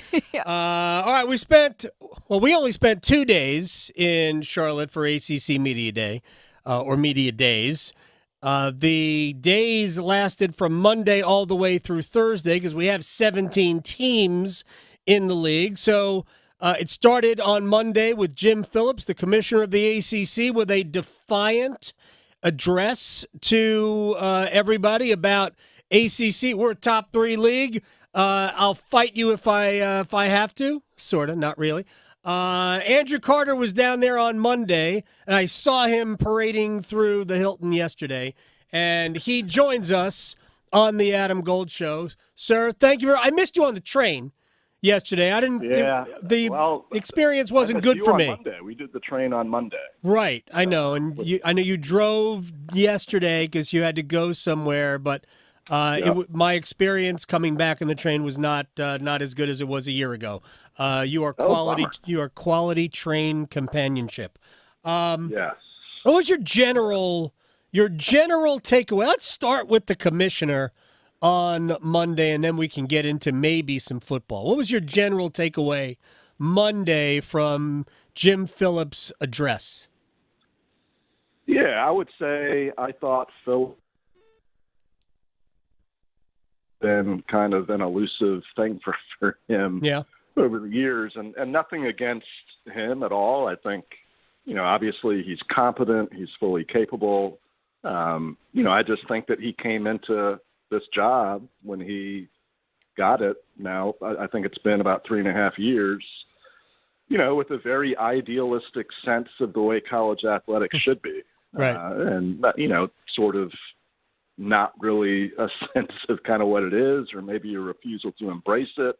There was a whole alliance thing a few years back where they tried to link up with the Big Ten and the Pac-12. We saw how that went with, the Big Ten basically poaching the Pac-12, but, not even a year later. Right. You heard Phillips over the years talking about gated communities and healthy neighborhoods. And, it's been this event at ACC Kickoff where throughout his tenure, he really struggled with his messaging and to kind of land the point he was trying to make. And so I thought he did a really good job this year. Obviously, the ACC is kind of fighting for its survival. I don't think that's, going overboard with it. That's the reality of the conference. I think the conference is fighting a huge narrative problem. You have Brett Yormark of the Big 12 constantly flouting that league and kind of, saying things that may or may not be factually correct. Yes. Honestly. But yeah, I think Phillips really hit the right notes. I think he made some salient points. And as you alluded to in the opening there, I thought he showed some fight, defiance. And I sat down with him for a bit yesterday and actually used that word in a question I asked him, just kind of about, did you reach a point where you were just sort of sick of everything, taking shots and your league taking shots? And, he recognized that he had to stand up and, this was a moment for strong leadership and that he had to, make a stand, so to speak. And I felt like he did that on Monday. Andrew Carter, News and Observer, is joining us here on the Adam Gold Show. I just want to get to the idealism. There's a couple of things I want to get to, and then we'll talk about whether or not the ACC needs a Paul Feinbaum, which to me was just, first of all, it's a conversation that we had 7 years ago, basically when the ACC network was being born, but different. But we'll get to that. But because I think you're right about Phillips and if he had his druthers, and I think we can extrapolate that down to some of the directors of athletics. Because I think Bubba Cunningham is in the exact same spot that Jim Phillips is in, where they wish that college athletics resembled the college athletics that essentially they grew up in professionally. And I'm not going to lie, I kind of wish that too. Could we incorporate the amount of money, not the amount of money, could we incorporate getting athletes money, compensation in some way, shape, or form, name, image, and likeness, all of those things. Could we get them that and still maintain what intercollegiate athletics was? I think they would be more on board with it if it were that, but it is no longer about that. And the reality is it's, major corporate, it's mergers and acquisitions at this point. Correct. It's devouring the competition so they can't compete with you. And I don't like that aspect of college sports, but it's the reality of college sports. Oh, it 100% is. And obviously it's always been enormous business, and people have been railing against it forever. And, in the ACC especially, when you think about UNC, North Carolina kind of being the institution of Bill Friday back in the day, speaking out against the ills of commercialism. Right. And, there was a time where, like, even in the Smith Center, they didn't want to put up advertising back in the day because Dean Smith didn't like it and the university didn't like it, and they were kind of against that. And you think about just sort of how much of a different time that was and how quaint that seems compared to today. And I think you're 100% correct in that the ACC, in terms of its presidents, its chancellors at the schools, by and large, it's a lot of folks, I think, who wish college athletics were different. And look, like, everybody accepts the reality that, hey, this is enormous business. You got to make more and more TV money, et cetera, et cetera. But I do think there's been a hesitation on behalf of ACC leadership, whether that's Jim Phillips, whether that's people like Bubba, athletic directors, whether that's chancellors and presidents, to kind of go all in. And frankly, I think there should be some hesitation. I mean, when you hear a major conference commissioner talking about private equity, I think that should raise some alarms. When you hear about selling naming rights for the conference, well, okay. I mean, I have less of an issue with that than I do the private equity thing. Yeah. But we're talking about elements of college athletics nowadays that, like, were never, ever designed to be a part of what it is. And those things are becoming more and more, arguably important to the entire enterprise. And so I think, leaders should kind of stand up against that to an extent and question it and be like, is this really the road we want to go down? And I think some institutions in the ACC are going to have some tough choices to make in 5 or 10 years. Like, do we want to be a part of this? I think about elite academic institutions like Wake Forest and Duke and on and on. I mean, I've thought often the past several years about what University of Chicago did back in the late 30s, where they were like, you know what, big-time football is not for us. We're getting out of the Big Ten, and they're a D3 school now. And I can tell you, like, not having big-time college sports does not hurt that institution. Right. You wonder if some schools are just kind of like too far down the road with it for something like that to happen today, but I do wonder. Yeah, Andrew Carter from the News and Observer is joining us here at @_ Andrew Carter. The way this whole thing is going, it's not just ACC schools that are going to have decisions to make. I think there's going to be schools in all of the major conferences that are going to have decisions to make. We're going to find out maybe even today what the parameters of the House settlement is and what schools are going to be responsible for in terms of how many scholarships. We're talking about right now 85 scholarships at the FBS level, right? FCS is 65. We're going 105, a cap of 105, it seems. They thought that number might be higher. How about this for college baseball fans? Schools right now are allowed just 11.7 scholarships for your baseball roster, which is in many ways between 30 and 40. That number's going to be 34. That's right. Totally different. Could you, what a culture shock it is for coaches, I guess in a good way, but maybe not, to be able to offer 34 baseball scholarships. That blows me away. Yeah, same. And you think about, constantly in that sport, especially, coaches have been trying to play that game over the years of, all right, I'll give you, 25% of a scholarship, or you get a third of a scholarship. There's all these fractions, right, this and that. Now, obviously, you can give your entire team a scholarship, which is the way it should be. Right.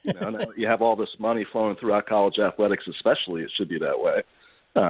But again, we are so early into this new era that, going back to what I said a moment ago, I think, schools are going to have to make some difficult choices. Yeah. And, it does remain to be seen how this money kind of flows down and affects institutions and where they come up with some of the funds as that pressure continues to grow. Yeah, and what impact Title IX plays on who gets what and all of that.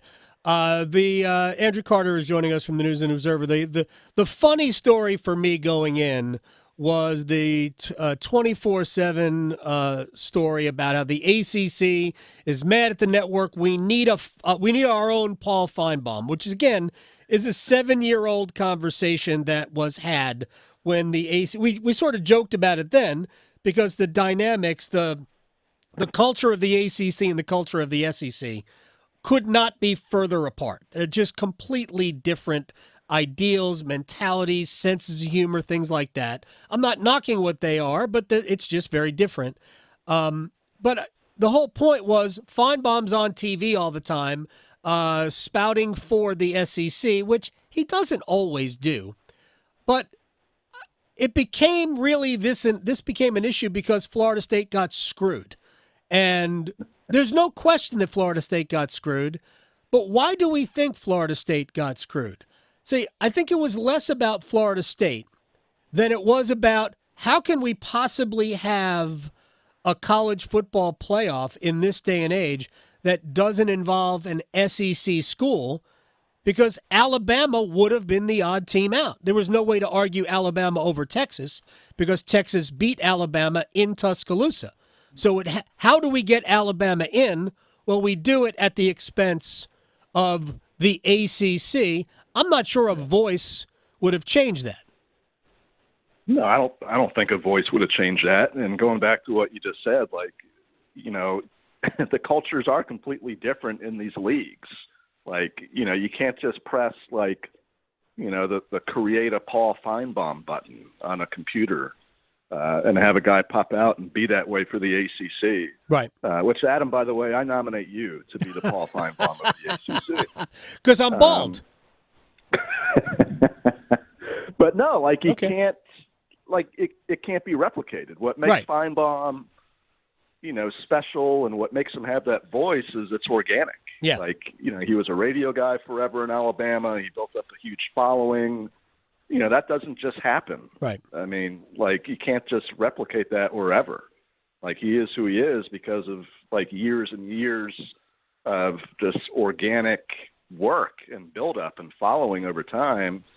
And I've made this point before where I'm not sure it's necessarily a bad thing that throughout the ACC, college football is not this cult-like religion that it is throughout the SEC. Right.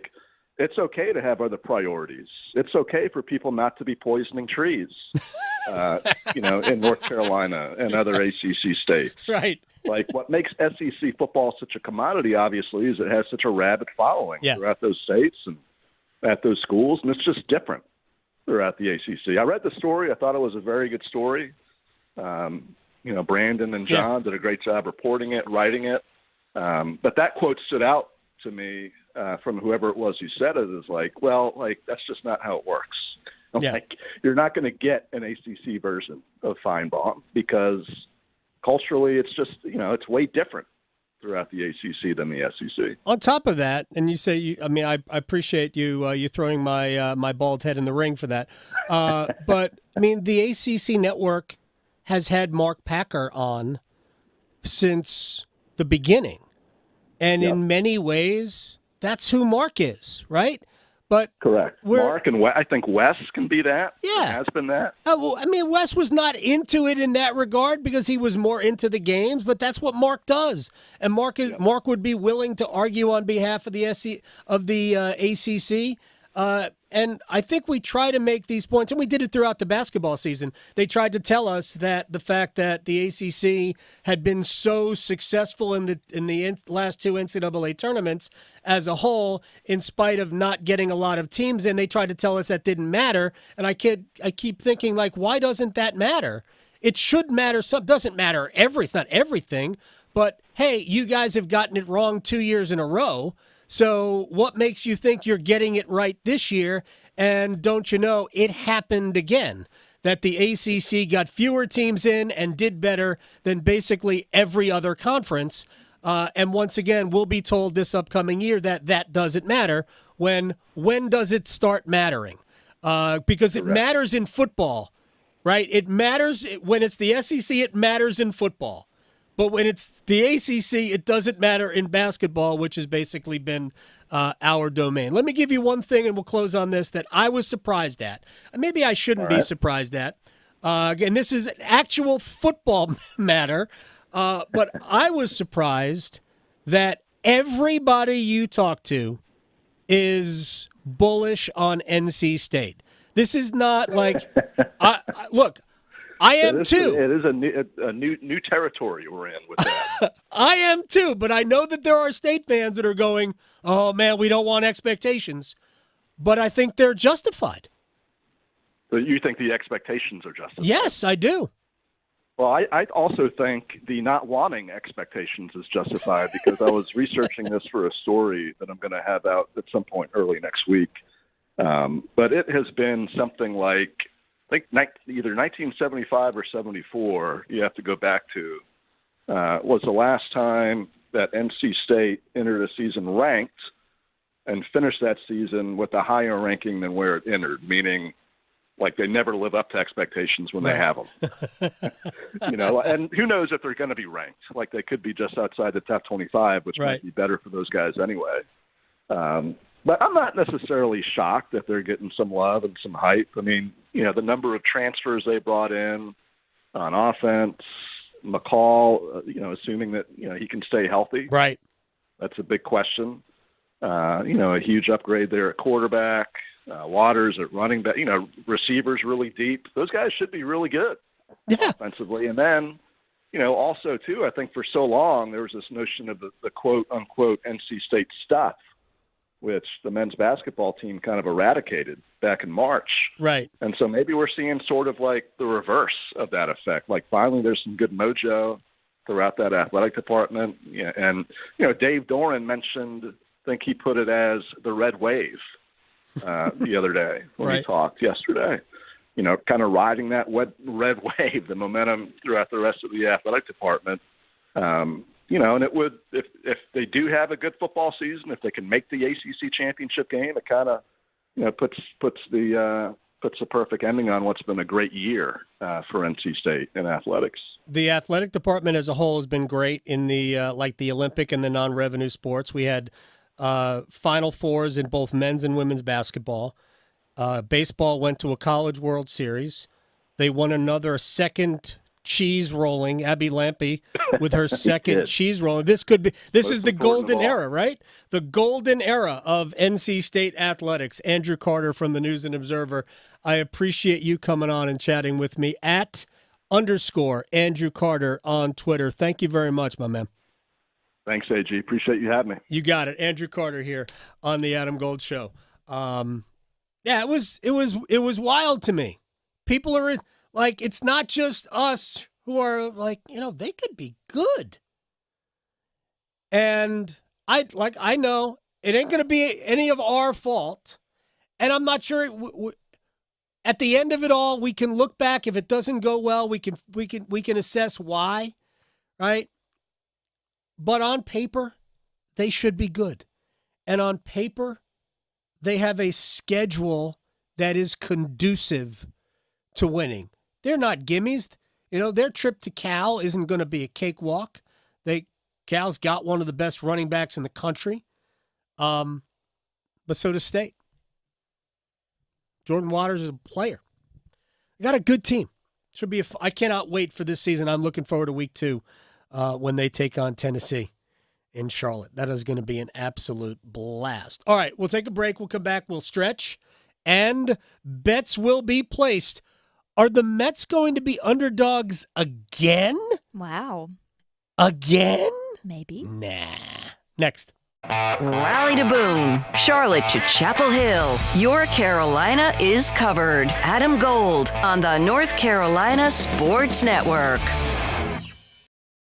Everyone goes through tough times, and everyone can get through them, as long as they don't have to do it alone. Dial 988 if you need someone to talk to. Get what you need to get to a better place. Together, we'll find the care that works best for you. We're here 24/7. Call, text, or chat 988. 988. Let's get through it together. Brought to you by the North Carolina Department of Health and Human Services. It's the first day of the first grade, and she found a new best friend. It's a laid-back Sunday afternoon you wish would never end. The homemade taste of Bluebell and good friends gathered round. The good old days are being made right now. The new Bluebell Cookies and Cream Cheesecake is cheesecake ice cream with chocolate cookie-crusted cheesecake pieces and chocolate cream-filled cookies. Again, cheesecake ice cream with chocolate cookie-crusted cheesecake pieces and chocolate cream-filled cookies. Buy two. The good old days are being made right now. The good old days are being made right now.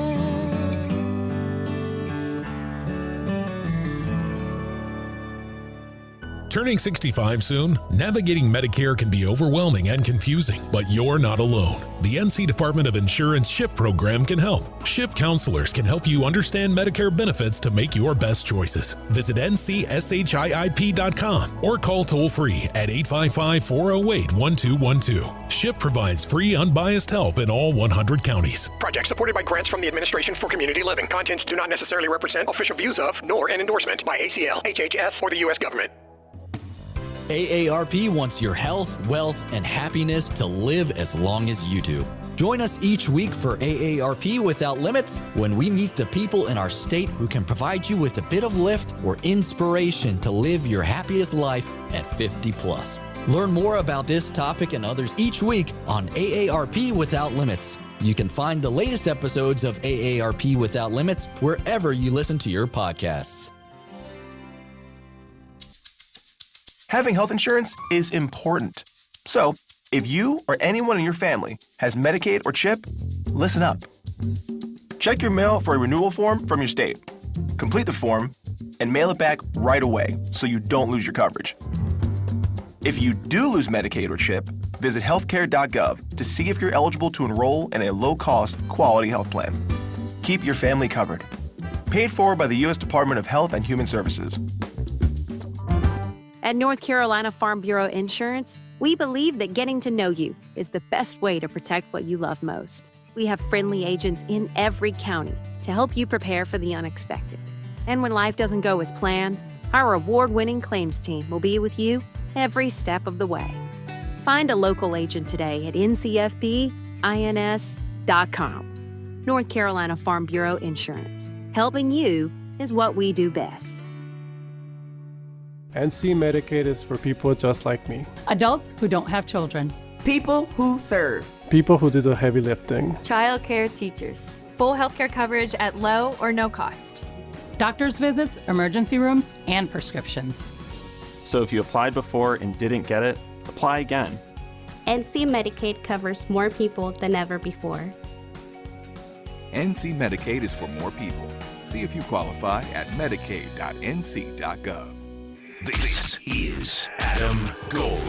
Victoria, you played sports in high school, right? Oh, yeah. Basketball, and I swam. Could you imagine competing for $1 million? No. $1 million. No. I competed for plastic trophies.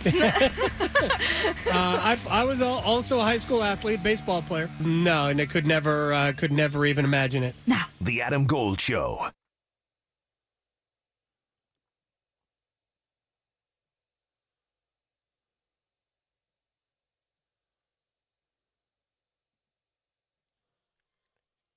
It's the Adam Gold Show. I am Adam Gold. Victoria producing the program. And they're bringing all the athletes in on boats for the opening ceremonies, which is interesting because you don't have to walk. Yeah, exactly. Everybody's just kind of chilling out on top of the boats. Although I don't think all the athletes are really being brought in. Germany had 463 athletes. I'm not even sure why Germany was brought in already. They're just doing the A's. Yeah. Because generally these are done alphabetically. They already brought Germany in, but there weren't 463 athletes. They might have just shown us the first of a fleet of boats. And Dennis Schroeder, who I said earlier might be playing for Germany, he is the flag bearer. Okay. The male athlete flag bearer. See, there's Aruba. They've got like 3 athletes. Andorra, which is essentially, like it looks like it's part of Spain, but it's its own country. Has 2 athletes, and USA is waiting to board the Love Boat. I don't know. Yeah. It is here's Austria. They've got they're all wearing like very like beige vests. Good for them. Oh, All right, let's stretch. All right, well, this one in particular is all about the Olympics. All right. Because I'm excited. So I read this article about stats and facts to kick off the 2024 Olympics, the Summer Olympics. That's a whole different thing. Okay, so there's over 10,000 athletes from 206 different nations and territories that are going to compete this year. Team USA has over 500 athletes in this particular one. Right. Also, there are 329 events across 32 sports, including 4 sports that they're just testing out this year. We've talked about breakdancing as one, sport climbing is another, Okay. skateboarding, and then surfing. Which I thought surfing was already one, but I guess not. But that's I thought in there. skateboarding also was already one. I mean, we've had those types of things in the Olympics. Yeah. Like the X Games events have been in the Olympics. I remember I thought I had watched it during the, pandemic Summer Olympics. It was like off a year. I thought I had watched skateboarding. And I was kind in of Tokyo. Yes, and I was kind of disappointed in it, actually. But I don't know, maybe they've ramped it up. Also, since the first modern games in 1896, 10 sports have been dropped. Some of them have included croquet, polo, lacrosse, and tug of war. Oh, tug of war would be good. Tug of war. I want to see some Summer Olympic tug of war sportness. I need to see this in my life, but that's out. Also, between the Olympics and Paralympics, there are around 5,000 medals that are going to be handed out, and I thought this was really cool. Each one of the medals has over half an ounce of iron from the Eiffel Tower mixed into it. Well, they just stole it? I don't know. Like somebody over there, like chipping away pieces of the Eiffel Tower? Yeah, with bonnets. I don't know what's going on here. Doesn't seem right. Who knows? Also, we've talked about torchbearers. There's around 10,000 different ones, including Snoop Dogg. That's right. And America takes the cake for the youngest and oldest athletes this year. There is a gymnast who is turning 16, or she just turned 16 last month. And like you talked about, the dressage, the fancy horse dancing, there's a guy who's 59. Yes. And this is his 6th Olympics. Yeah. Do you have it? Give me his name, because my wife will know his name. Is it Stephen Peters or Stephen Peters? Is Stephen Peters? Yeah. You know who didn't make the Olympic team this time, but medaled in Tokyo? Oh. Jessica Springsteen in equestrian. I did watch her. Bruce's daughter. Yes. She was I think silver medalist. Yes. So didn't make the team this time. I did remember seeing her last time, and I was impressed. She did well. She did really well. Absolutely. So also this says that about 59% of American adults plan to watch. How could you not? I love the Olympics. What else are you watching? I know. What else is going on? Unless you're watching Mets and Braves tonight, which maybe hey, I might be. But hey, there's 2 weeks of like nonstop sports. Why would you not? Yeah, sports you never get a chance to see. Exactly. This is the time. And most of them like to watch it live, apparently, this says. Now, this was funny. Tickets to this event, they range from $24 all the way up to $980. And the opening ceremony went for as much as $2,700 just for the opening ceremany. So, and they expect to sell like 10 million tickets. So there's a lot. You're going to pay money to go watch a parade. Exactly. Down the river or whatever they're doing. And then last but not least, you don't have to worry about anyone passing up Team USA when it comes to all-time medals or the list, at least not this game, because America has 2,975 medals into this game. Soviet Union's behind us with 1,200. So right, there you go. and they don't even count anymore. I know, because they've had state-sponsored doping. By the way, exactly. Congratulations! Trying to think the two nations who are going to get Winter Olympic medals will be given out this go round because the athletes, Olympic athletes from Russia, Olympic athletes from Russia won a team competition in Tokyo, wherever Beijing, where they had the last Winter Olympics. I think it was Beijing. Yeah. Right? I think so. Yes. But they have been rescinded for doping. Mm-hmm. And so the United States, I think Japan, and maybe Canada are going to receive either different medals. I think the U.S. and Japan will be elevated one spot, and I think Canada will get bronze medals there. I could be wrong about giving Canada the medal or not, but yes, there will be Winter Olympic medals given out during these games. Well, look at that. Yeah. My last little Olympic tidbit is Celine Dion. She's going to be performing today, or she may have already done it, but she's going to be paid $2 million for one song. Hello, Titanic. What is she singing for $2 million? I don't know. This says, so they're also paying for her like accommodations and travel and everything like that. And I'm trying to see if it actually says the name. I don't think it's one of her songs. I don't see the song specific, what she's going to be singing, but it's the first time she's performed since 2022. Lady Gaga is performing now. Well, there you go. Wonder how much she's getting paid, but Celine Dion's getting paid $2 million for one song. So, yes. $2 million for a song. The Titanic days all over again. That better be like Let It Be. Or like Hey Jude or something. It might go on forever. It better be a long song. Alice's Restaurant. Yes. That's what she should be singing. A song that never ends. But hey, maybe we'll play some good bets, though. Place your bets. Here we are. I bet you slice into the woods $100. Gambling is illegal at Bushwood, sir, and I never slide. Okay, you can owe me. I owe you nothing. All right. Mets beat the Braves yesterday. Come on. Nice. Just, get in line. I don't think the Cubs played, thank you. I'm good. No, it's Thursday. It was light slate. I'm glad. But we also have the Olympics and Punch and Fight. UFC 304 is this weekend, and I'm excited. That's the only time I'll take a break from the Olympics. So starting off, we've got Bobby Green versus Patty Pimblett. Who?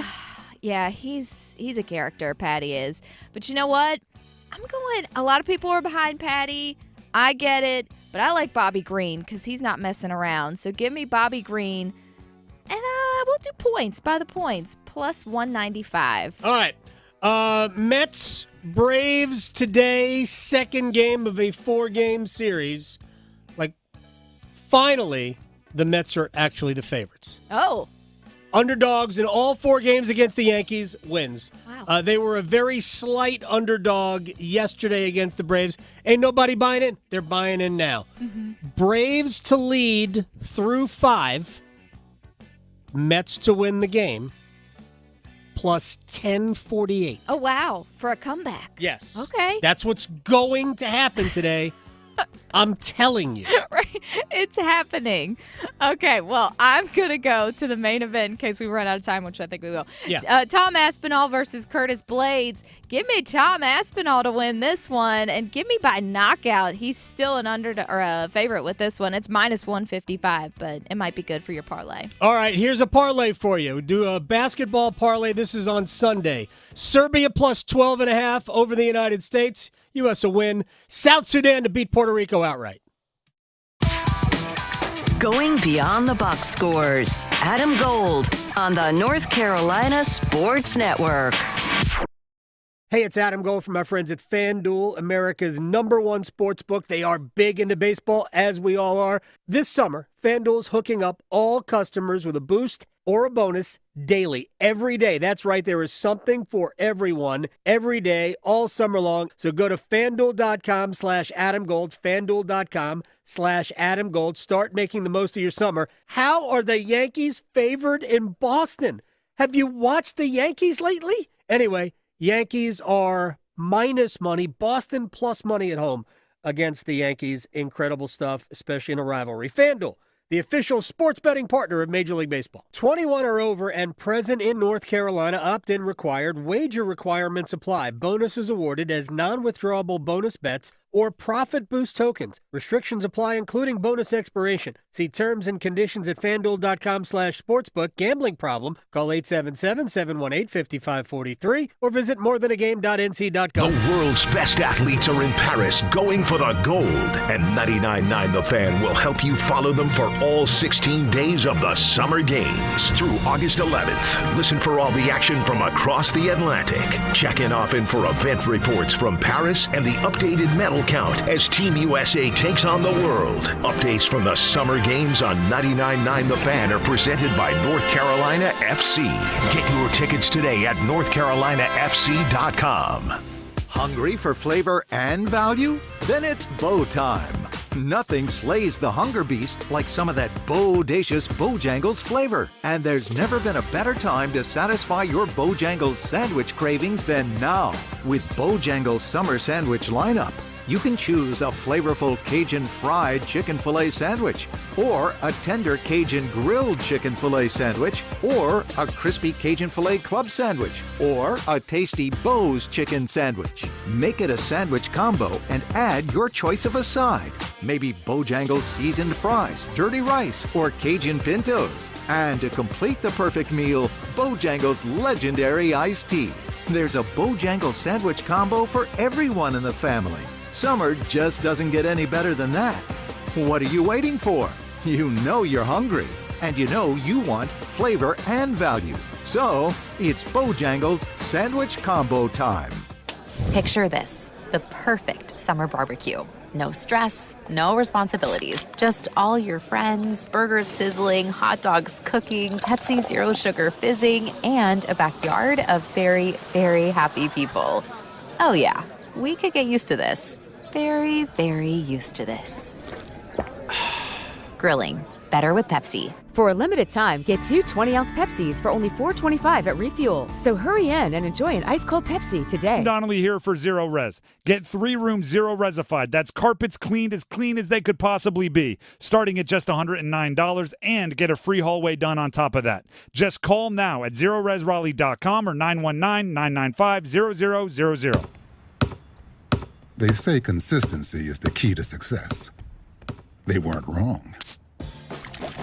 So how about grabbing a beer that's consistently smooth, consistently refreshing, and consistently light? You might just find that the road to success can be pretty enjoyable. Michelob Ultra, the perfect balance of taste and refreshment, and only 2.6 carbs and 95 calories. It's only worth it if you enjoy it. Enjoy responsibly. Anheuser-Busch Michelob Ultra Light Beer, St. Louis, Missouri. This hour of buzzer-beating, nail-biting, edge-of-your-seat sports action on 99.9 The Fan is powered by Ritchie Law Firm Injury Lawyers. Visit GotBryan.com. That's GotBryan.com. WCMC HD1 Holly Springs. Take us with you on radio, web, app, Alexa, and YouTube. 99.9 The Fan, the Triangle Sports leader.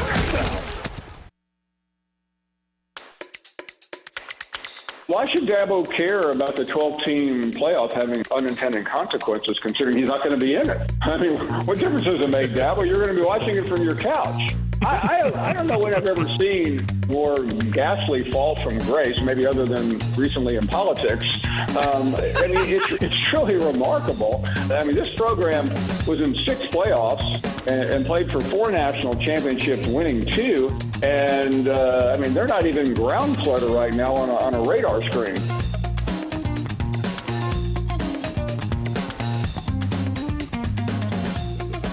What would the ACC's version of Paul Feinbaum say to that? You got a point? I mean, I don't think Clemson has fallen into total disrepair, but they have certainly taken a step back. That was Paul Feinbaum from ESPN mocking the 12-team playoff.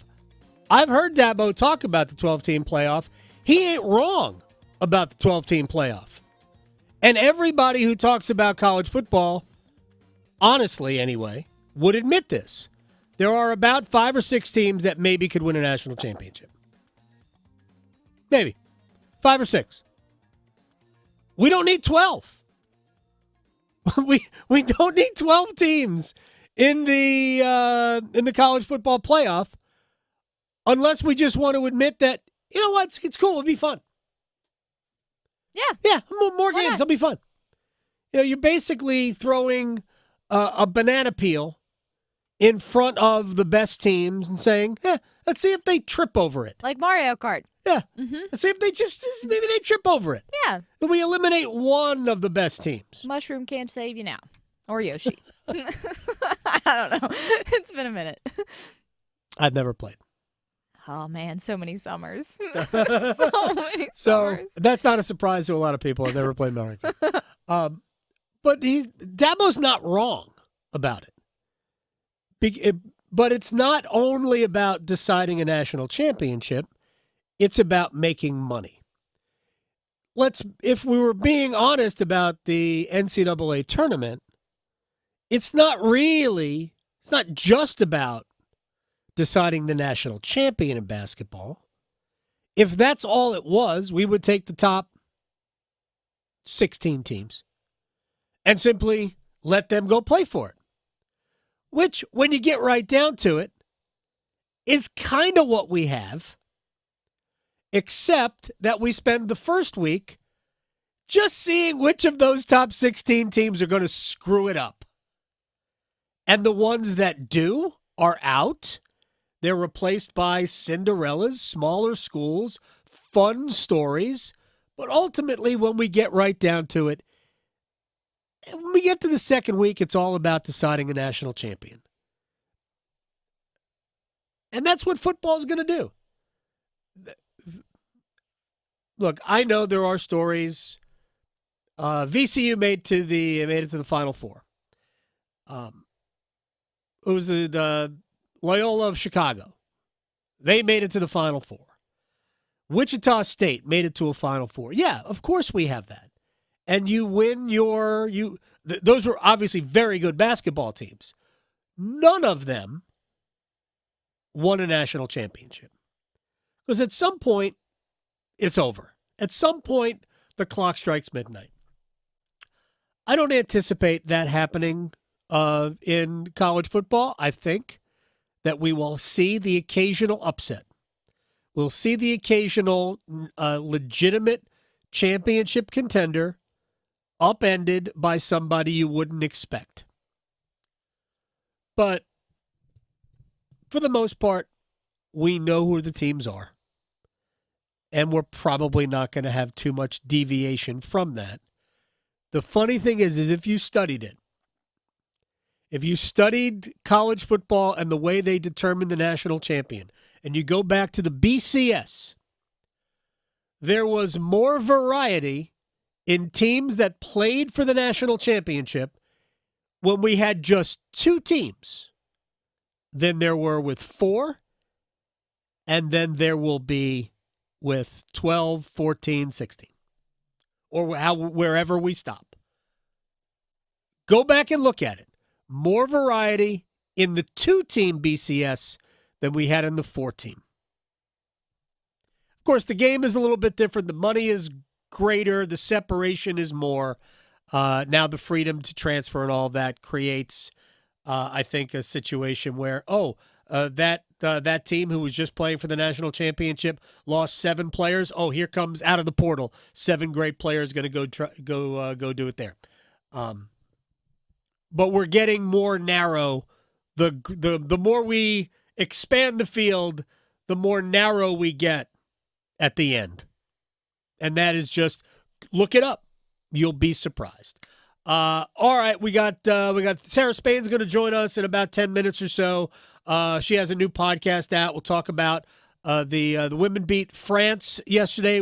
That'll come up. We'll talk about Olympic basketball. Caitlin Clark and Angel Reese not on the team. We'll talk about all of that with Sarah Spain coming up in a few minutes. But it's a wall of sound time. The wall of sound is a function of this studio.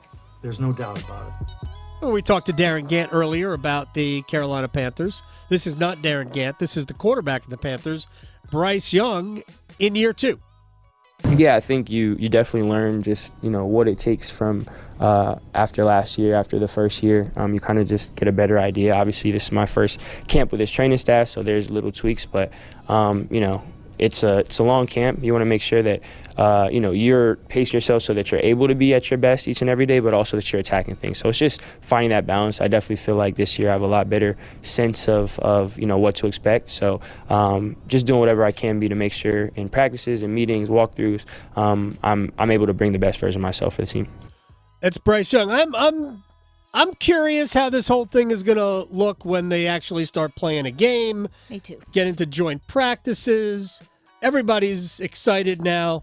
Heck, after last year and the natural enthusiasm of Dave Canales, and at least as far as we can tell from where we are, the upgrades they made on the offensive line, the receiver room, they should be a better team. I say should be because it's sports. Right. You never know. You don't. But I am optimistic they'll be at least better, but that is not a very high bar. Yeah. Because they were. I hope so. The Chicago Bears chose first, right? Mm-hmm. Yes. No. They did. All right. To another team that I think will probably be good. How good? Don't know. Dak Prescott and the Dallas Cowboys are in training camp. And you notice Dak, who is 1 year away from, I guess, being an unrestricted free agent, is in the last year of his contract. And a lot of other players in this position, like Jets linebacker Hassan Reddick, who former Panther, edge rusher, is one of the top 10 edge rushers in the league, according to ESPN. He's holding out because he's in the last year of his contract, wants an extension. Why wouldn't Dak Prescott do that? I love this game. They're paying me well for this season, so to get paid to play this game is great. Once again, I've said it before. I have an obligation to the NFL, to other quarterbacks, and to my teammates when it comes to what I get paid, what I accept, and that's where sometimes, I leave it to my agents, and obviously I'll come in, and yeah, it is kind of my say-so at the end of the day, but I just love this game, and as I told you, I obsess over getting better and improving, being out there with the guys, so that's always my focus, but trust me, I understand other guys. You got to think I also don't get touched at practice. Some of these other guys don't. I mean, a guy like CD, he comes out here, there's a lot more risk for him than it is for me, so I understand every part of the business and everybody's perspective or their route that they take. But for me, the best way for me to get better is being out here with my guys. And that's just the connection, the timing, and all that. It is interesting. He pointed out, look, they don't hit me. I'm wearing this red thing. Yeah. They don't hit me. Not that the wide receivers get hit a lot, but they are certainly still in greater danger. The opposite of Tom Brady. Right. CD Lamb is not in training camp. No. Hey, if I'm not mistaken, Tua Tagovailoa, who is also looking for a contract after this year, he's practicing, but sort of. Yes. So he's not really involved in all of the team stuff, and I think that is by design until there is a contract there, and they're not the only ones. Like a soft practice. Like soft launch. Soft practice. He's wearing one of those shells around his whole body. Right. Yeah, speaking of Mario Kart. Did you see that? They all look like kazoo. Turtles, it's great. Yeah. It is awesome. There is a strong possibility, Dak, that you won't be with the Cowboys next year. What are your thoughts on that? I want to be here, but when you look up, all the great quarterbacks I watched played for other teams. So my point in saying that is that's not something to fear. That may be a reality for me one day, may not be my decision. So that's the freedom that I have is be where your feet are, make the most of it, be confident in yourself, make your team better. I love my teammates. I love that locker room. I love everything about being out here in Oxnard and being a Dallas Cowboy. So that's what allows me to be free and focused and understand that when time comes, who knows what comes. As I said, I've been through a lot of adversity personally, that it's about, being thankful for where you are, hugging and loving on your loved ones and taking it one day at a time. You would think that the Cowboys would recognize that the quicker you get contracts done, the less money it would cost. Like if they had done CD Lamb last year, I think they could have done CD Lamb last year, but if they had done it earlier, then it might not cost as much now, but that's not the way Jerry Jones operates. Why? And if you want to picture an pure option quarterback going out to the sideline, I have run that ball and kept it and not hand it off to the back, not pitch it back, not throw it. And I have run that thing all the way out to the sideline before I made the decision. Because I couldn't get whatever it took it wasn't right for me to make the decision. And so what our fans, what you're seeing, what we deal with is we're buying time. We're option quarterbacking and we're going on out toward the sideline and we haven't handed it off. We haven't pitched it. We're trying to make our mind up what to do. Does that sound like Mahomes to you? No, it sounds stupid to me. Here's why. The more you think about it, like seriously, turn your football brains on for a second and imagine, as he said, a pure option quarterback. There's a word in there called option, which means you have choices. The longer you run it out, you know what you no longer have? Options. The options are gone by the time you get to the sideline. We no longer have options. All you have is tuck the ball and run. So this is the football brain, Jerry Jones, explaining to you the wrong way to go about signing players to contracts, because the options that you had, you no longer have. Your option now is I either sign Dak Prescott to a massive contract or I let Dak Prescott walk. Those are your two options. Terrible. It's like a guy around prom time waiting to ask a girl to prom until the day before. All your options are gone. You're bringing your mom or your cousin. Call your cousin Carrie. Well, the middle school dance, right? All of Jack's friends, they just went together. Yeah. Right? Right. Nobody had dates. They were all just like, we don't care. It's a friend hangout thing. We're just going with each other. Yeah. So Jerry clearly didn't think that through. Not as a football coach, because, you're out of options now, Jerry. It's really not a bright thing. All right, let's get to one Olympic thing here. So, Olympic basketball, they haven't lost yet. They have certainly been pushed basically in every one of their, we'll call them friendlies, their tune-up games. They beat Germany by 4. They beat South Sudan by 1, right? So Brian Windhurst on Steve Kerr, the head coach, and his message. Boy, did he shift in tone once the U.S. got here to France. The last 2 days, he's really expressed how frustrated he was with the way the team played in London earlier this week, saying that the tape made him sick to his stomach against South Sudan and Germany, and really challenging his team, saying this is what you're here for. Exhaust yourself. Don't worry about the ceremonies. Don't worry about everything else. We've got 5 great players that we're subbing in for 5 great players, come off the floor exhausted. He really wants to kick up the intensity, kick up the tempo, and he really is trying to set the tone for a shift from the enjoying going all across the world to the Middle East and back to focusing on the big game against Serbia on Sunday. Listen, that could be a preview of the gold medal game. Serbia could end up being a team they have to beat in 2 weeks for the whole thing. So definitely something that Steve Kerr is trying to reset with his team going forward. Serbia is a 12.5-point underdog. I might have mentioned that earlier to Team USA. I don't think Steve Kerr is wrong. I do question whether or not he was truly sick to his stomach. I think he is trying to make it clear to everybody else, those people covering, that we recognize that we have not played our best as a whole. And I don't think it's a foregone conclusion that the U.S. will automatically win the gold medal. I mentioned this earlier. There are 61 NBA players who do not play for Team USA in the Olympic basketball tournament. There's a lot of star power all around the world. So it'll be fun to watch. I think the women will definitely win gold. It would be a monumental upset if the women didn't win gold. They are just, and then they can get a piece of the Eiffel Tower, apparently, because we've learned that from my 7th. I don't get it. I had no idea. Does that mean it's weaker now to go up to the top? I'm not going to climb. Sketch? I've been up there. You can climb the Eiffel Tower, right? Ooh, maybe no? Illegally. I don't know if you could do it. Well, not on the outside, but can you? Like Spider-Man.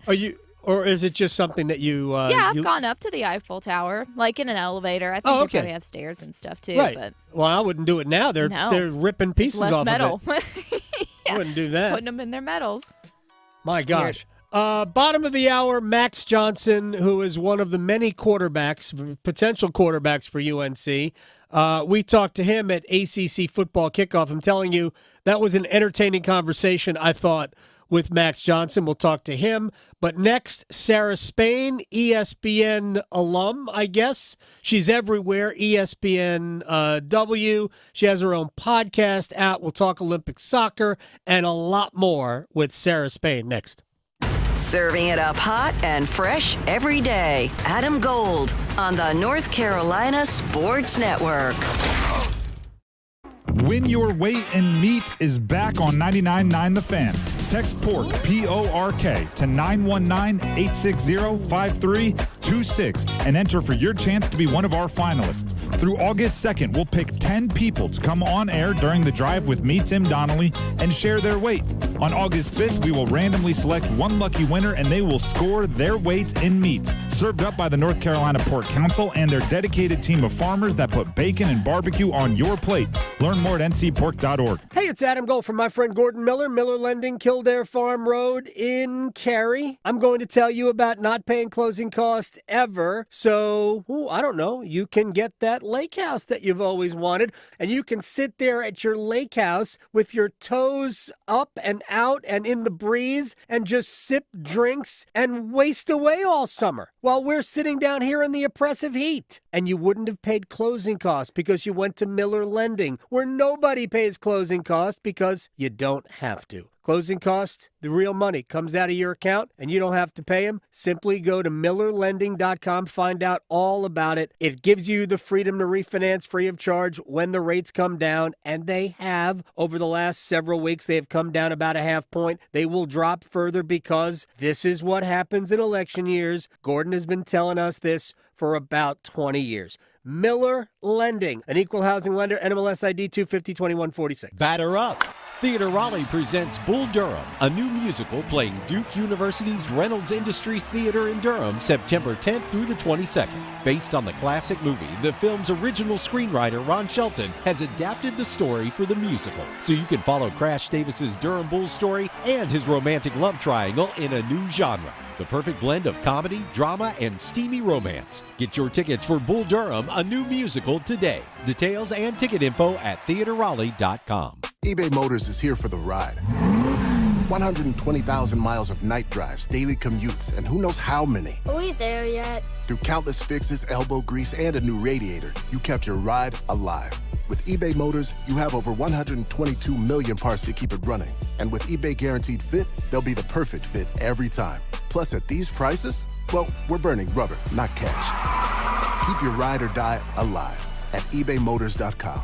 Eligible items only. Exclusions apply. Adam Gold in studio with my man Patrick Day from the Aluminum Company of North Carolina. All right, everything for the exterior of your home. Do you have a favorite? I have a favorite, yeah. I want to hear it. So windows, doors, are my favorite products. The reason why is because we are the best at installing them. You know, there's 1,000 different types of windows on the market, doors on the market, different people installing them, different companies. I don't care how good a window you get. If it's not installed properly, it's not going to do you a bit of good. I always tell people, if you buy a submarine window, the best one in the world, and you have me put it on a submarine, you don't want to get in that submarine. I don't want to get in the submarine either way. I hear you. So anyway, so that's the thing I say. So it's really important that you have things installed properly. We've been around since 1961. We've got a 4.9 out of 5-star Google review ratings, over 800 reviews. Give us a call. We'll come out and give you a free no-obligation estimate. It's the Aluminum Company of North Carolina. You can find them online at aluminumcompany.com. Summer's in full swing, and summer's greatest hits are here at Macy's, with 3 incredible events happening right now. Start your back-to-school shopping with 25% off Nike looks for the whole family. Plus, it's the best time to refresh your home, with 40 to 60% off bedding from Hotel Collection, Charter Club, and more. And take 70% off during our fine jewelry clearance. Macy's Star Rewards members earn on every purchase except gift cards, services, and fees. Savings off already reduced prices. Exclusions apply. This is Adam Gold. Thank you very much for your time, man. We will talk again. Adam, anytime for you, my friend. Thank you. I don't know why it makes me laugh. Why does that make me laugh? I don't know. Maybe you just are used to people being mean to you or something, like Twitter. I don't know. The Adam Gold Show. Some people just have great timing. Sarah Spain has great timing. Good game with Sarah Spain, all about women's sports, and you could not have picked a better time to start this podcast. It's only, 7, 8, 9 episodes old, right? Yeah, we started last Wednesday, so today was episode 10. Unbelievable stuff. Sorry, all right. 8. Episode. I can add. I can't either. Math eluded me when I was in high school. So let's get to. Why don't we start with the number one story in not only women's sports? It might be the number one story in sports over the last, say, 6 months, and that's Caitlin Clark, Angel Reese, the WNBA, and everything that goes around with it. I know I've been following you on Twitter for, I don't know, a decade or so. So I know you have been into the game, but now everybody is getting into the game. Television ratings for the All-Star game were 2.5 times the record, selling out 20,000 seat arenas. I guess it's all Caitlin Clark, but I think people have discovered that, my gosh, the game is so different. Yeah, it's Caitlin Clark in the sense that she was like an easy gateway drug, because you don't need to know anything to know that logo threes are impressive, right? Right. It's just that simple. You don't have to know whether the other team is playing good defense. You don't have to know the name of the other team. You don't have to know what else Caitlin is good at. You don't have to know the history of the game. You can just say, I'm going to turn this on and watch this one player that's going to do amazing things that would be difficult for any basketball player on earth to do, regardless of gender, level of play, etc. So that gets you through the door. Then once you're in there, you're like, oh, they're logo threes and they're clutch, right? She's going to hit them to win games or at the end of buzzers. And now I'm even more excited. Now I'm watching who she's playing against. Now I'm seeing a rivalry with Angel Reese. And people underestimate how important that is, because in sports, so much of that entry into it is a story to have an opinion about. If you look at what leads First Take, Around the Horn, major news on sports, it's usually something that you could pick a side.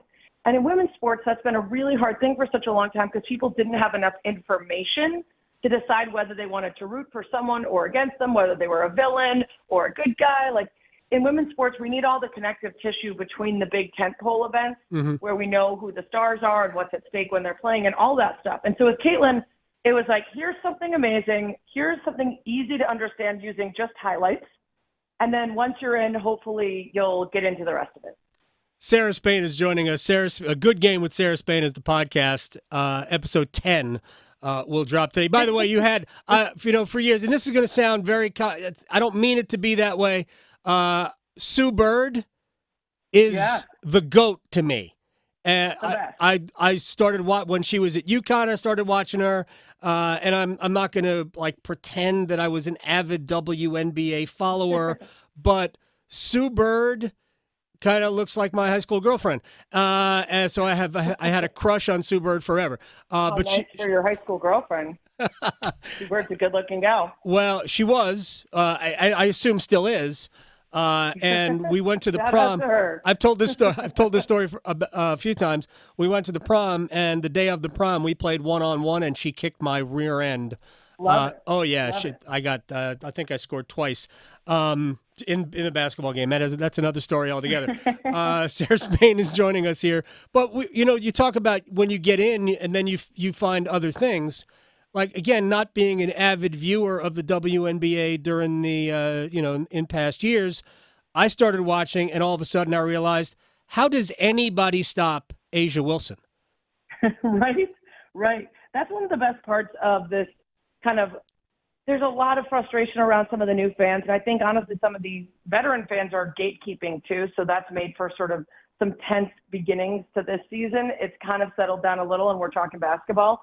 Which is good because some of these new people showing up, I think, might have had an old school idea of what the game looked like, or maybe didn't have any idea, right? And so the level of play is outstanding, and A'ja Wilson in particular is having a season unlike any other. Like, if you talk to every single analyst and expert, she is not only hands down leading the way for MVP, but Defensive Player of the Year as well.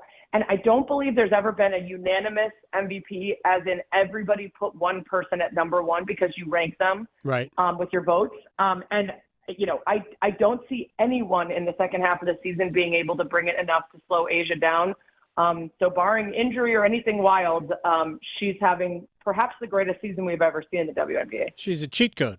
I mean, that's all. Like, pretty much. She's playing at a different speed than everybody else. The only drawback, and maybe it's not a drawback because it became conversation, and ultimately that's good, was how polarizing Clark, Reese, the Olympics, the coach, all of that created conversations that were in some ways unsavory, and there was a race element to it. But in the end, we were talking about it and watching it, and maybe in the long run, it was a good thing.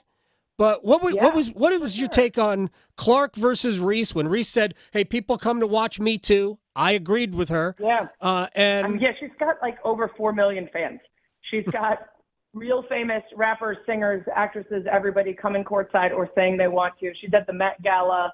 She's got endless sponsor deals. Like, I think it's fair when she feels a little bit miffed when people are like, it's just Caitlin. And she's like, okay, what about the 4 million people that are following me and watching me?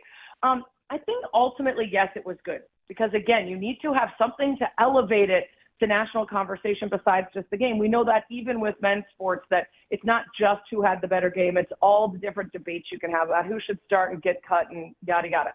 But also, I think what's been fascinating is how, because of some of the worst conversations, we're able to have immediate in-person examples of some of the stuff that's plagued women's sports for decades. One of them is that people don't seem to be able to separate being women from everything that they know about sports. So there's actual professional men's players saying that the rest of the NBA should take it easy on Caitlin early on and let her score a bunch because it'd be good for the league. In what universe would you ever think that about sports? Like, literally the point is to win. Literally what we love about it is that it's a meritocracy. It's like, if I do the best, I win, unless someone's cheating. Shout out Canada. Soccer. But, you know what I mean? And so, like, it's weird. It's like people forget everything they know and get so weird around women. And it's like, nah, like, or the physicality of it. Yeah. Oh, everybody hates her. Everybody hates her, and that's why they're jealous. And it's like, watch a game. Like, watch it. Let me put together a highlight reel for you of people getting clocked in the head and how physical the play is. It's sports. Right. And I think having those conversations actually might help us going forward to sort of demystify the idea that, like, women want to kick each other's butts too. Right. Well, they don't just want to be friends. And no, we don't just want to be friends, and we don't just want to, like, let a rookie win.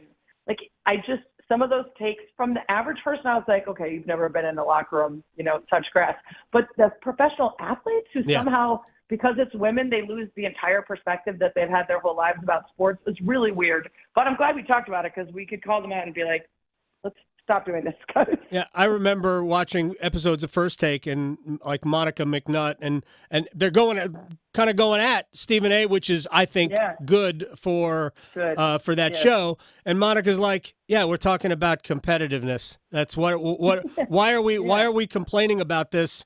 These are incredible athletes, and they want to win, and they're just being competitive.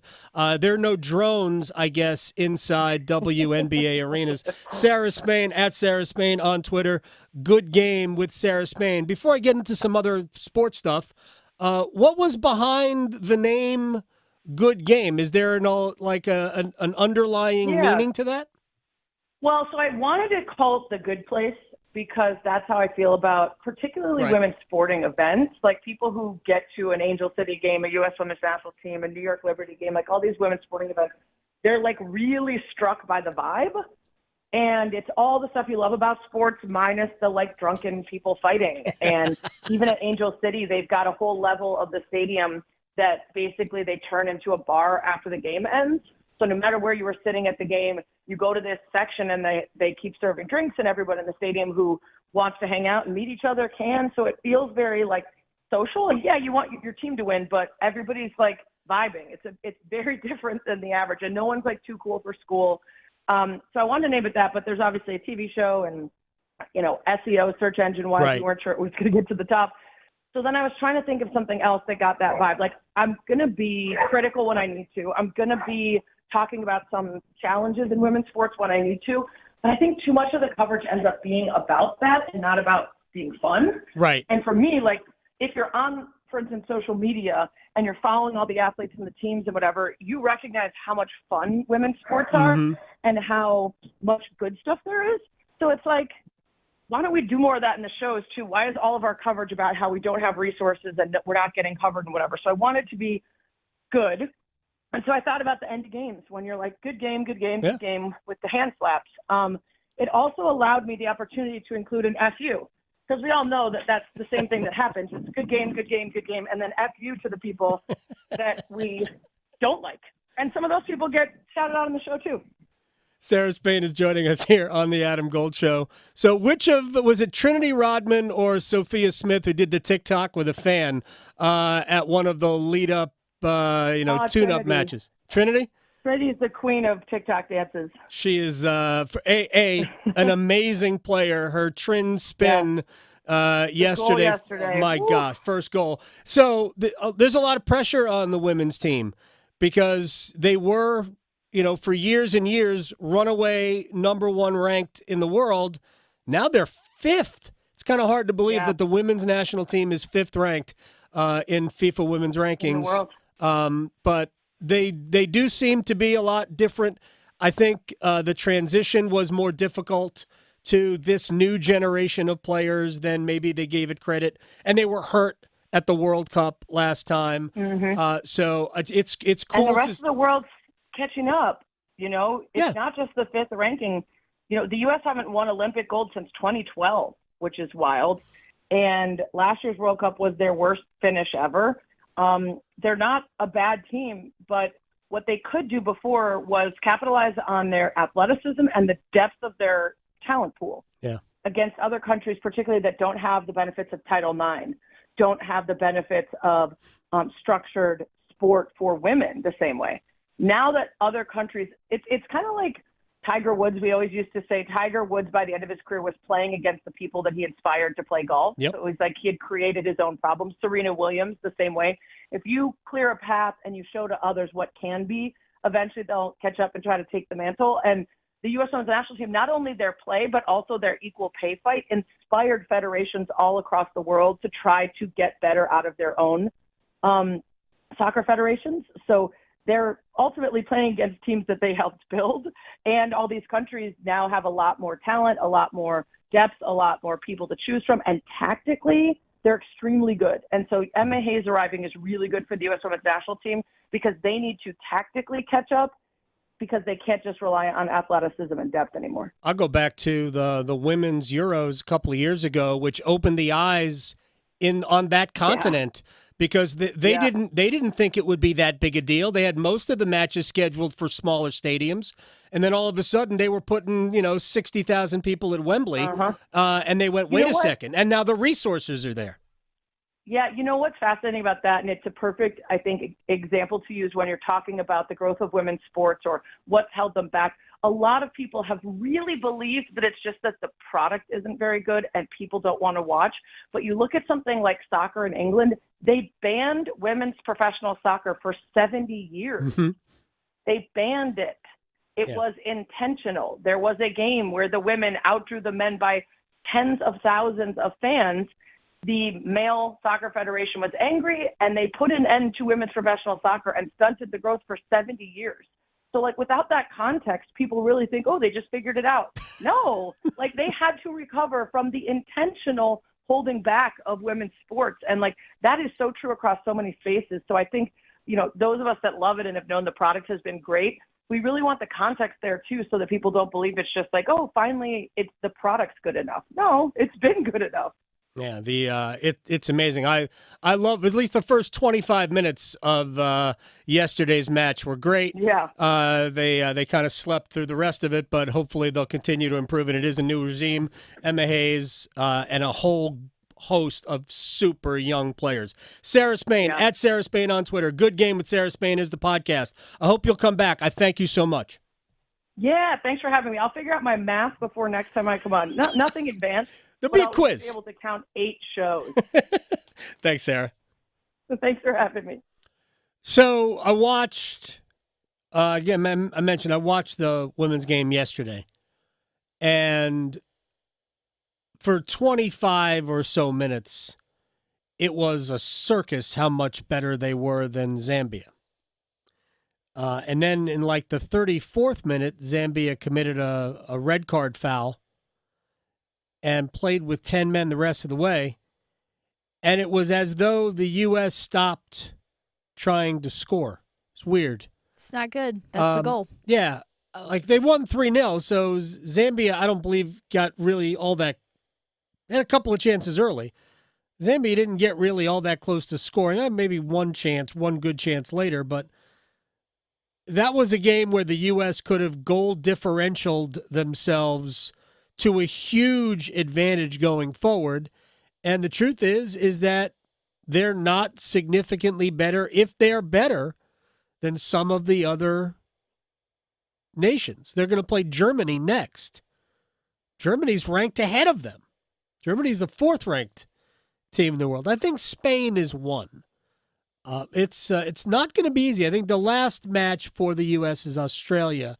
And Australia otherwise would have Sam Kerr, is one of the best players in the world. They don't have her. She's hurt. So the U.S. should beat Australia. But they could have really made it interesting had they, seriously hung a number up against Zambia. So, it's a new group, and it's a new coach. And all the gnashing of teeth from the Olympics, not the Olympics, from the World Cup. Was it last summer or the summer before? I think it was last summer, where they weren't as good.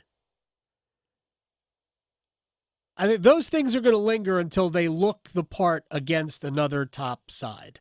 Because honestly, Zambia was the lowest ranked team in the entire Olympic soccer tournament. And these games come up quickly. There's only 2 days off in between games because they're trying to get I think it's a 12-team tournament. They're trying to get this in the span of 16 days. So the games come up fast. So we'll hopefully the U.S. will play better against Germany than they did yesterday against Zambia. All right, we'll take a break. We'll come back. Max Johnson, quarterback, UNC, transferred in from Texas A&M. His brother is here as a tight end. His dad won a Super Bowl with Tampa Bay, Brad Johnson. We'll talk to Max next.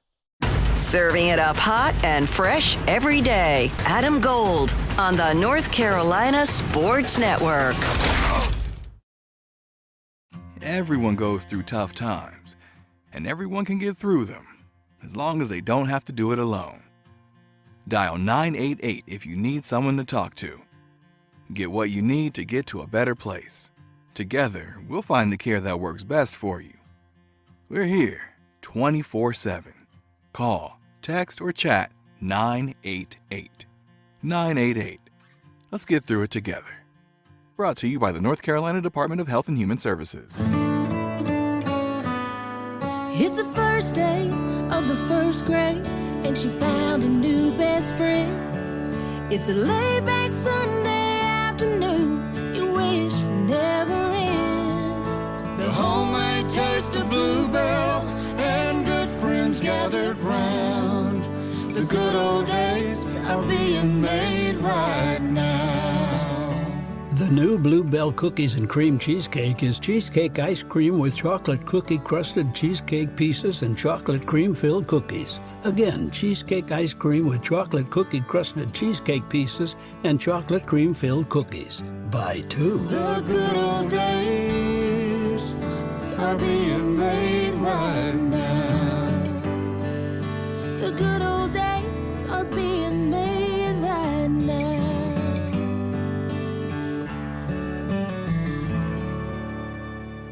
Are you taking care of someone on Medicare? Navigating Medicare can be overwhelming. You're not alone. The NC Department of Insurance SHIP program can help you figure out what steps to take and when. SHIP counselors can answer your questions. Visit ncship.com or call toll-free at 855-408-1212. SHIP provides free, unbiased help in all 100 counties. Project supported by grants from the Administration for Community Living. Contents do not necessarily represent official views of, nor an endorsement by ACL, HHS, or the U.S. government. AARP wants your health, wealth, and happiness to live as long as you do. Join us each week for AARP Without Limits when we meet the people in our state who can provide you with a bit of lift or inspiration to live your happiest life at 50 plus. Learn more about this topic and others each week on AARP Without Limits. You can find the latest episodes of AARP Without Limits wherever you listen to your podcasts. Have you lost North Carolina Medicaid? At healthcare.gov, you can find a low-cost, quality health plan. Do plans cover doctor visits? What about emergency care? And prescriptions? All covered and more. Plus, with the new law, 4 out of 5 customers can find a plan for $10 or less per month with financial help. Healthcare.gov is here for you. Enroll today for coverage starting the 1st of next month. Paid for by the U.S. Department of Health and Human Services. At North Carolina Farm Bureau Insurance, we believe that getting to know you is the best way to protect what you love most. We have friendly agents in every county to help you prepare for the unexpected. And when life doesn't go as planned, our award-winning claims team will be with you every step of the way. Find a local agent today at ncfbins.com. North Carolina Farm Bureau Insurance. Helping you is what we do best. NC Medicaid is healthcare coverage for more North Carolinians. Just go to medicaid.nc.gov and fill out the needed information. Or call our Medicaid Contact Center. You can put pen to paper and fill out an application. And email, mail, or drop it off at your local Department of Social Services. And you can work with a navigator like Marvell at your local library. Don't wait, you can apply at any time and get covered starting the date of your application. NC Medicaid is for more people. See if you qualify at medicaid.nc.gov. This is Adam Gold. We had lightning hit a pretty large tree. Oh, yeah. About 150 yards from the house. It'll be my sign to go win the lottery. But you know what? I'm sorry, I can't. I have rules. If it's not over $1 billion, I'm not playing. Yeah, still just millions. The Adam Gold Show.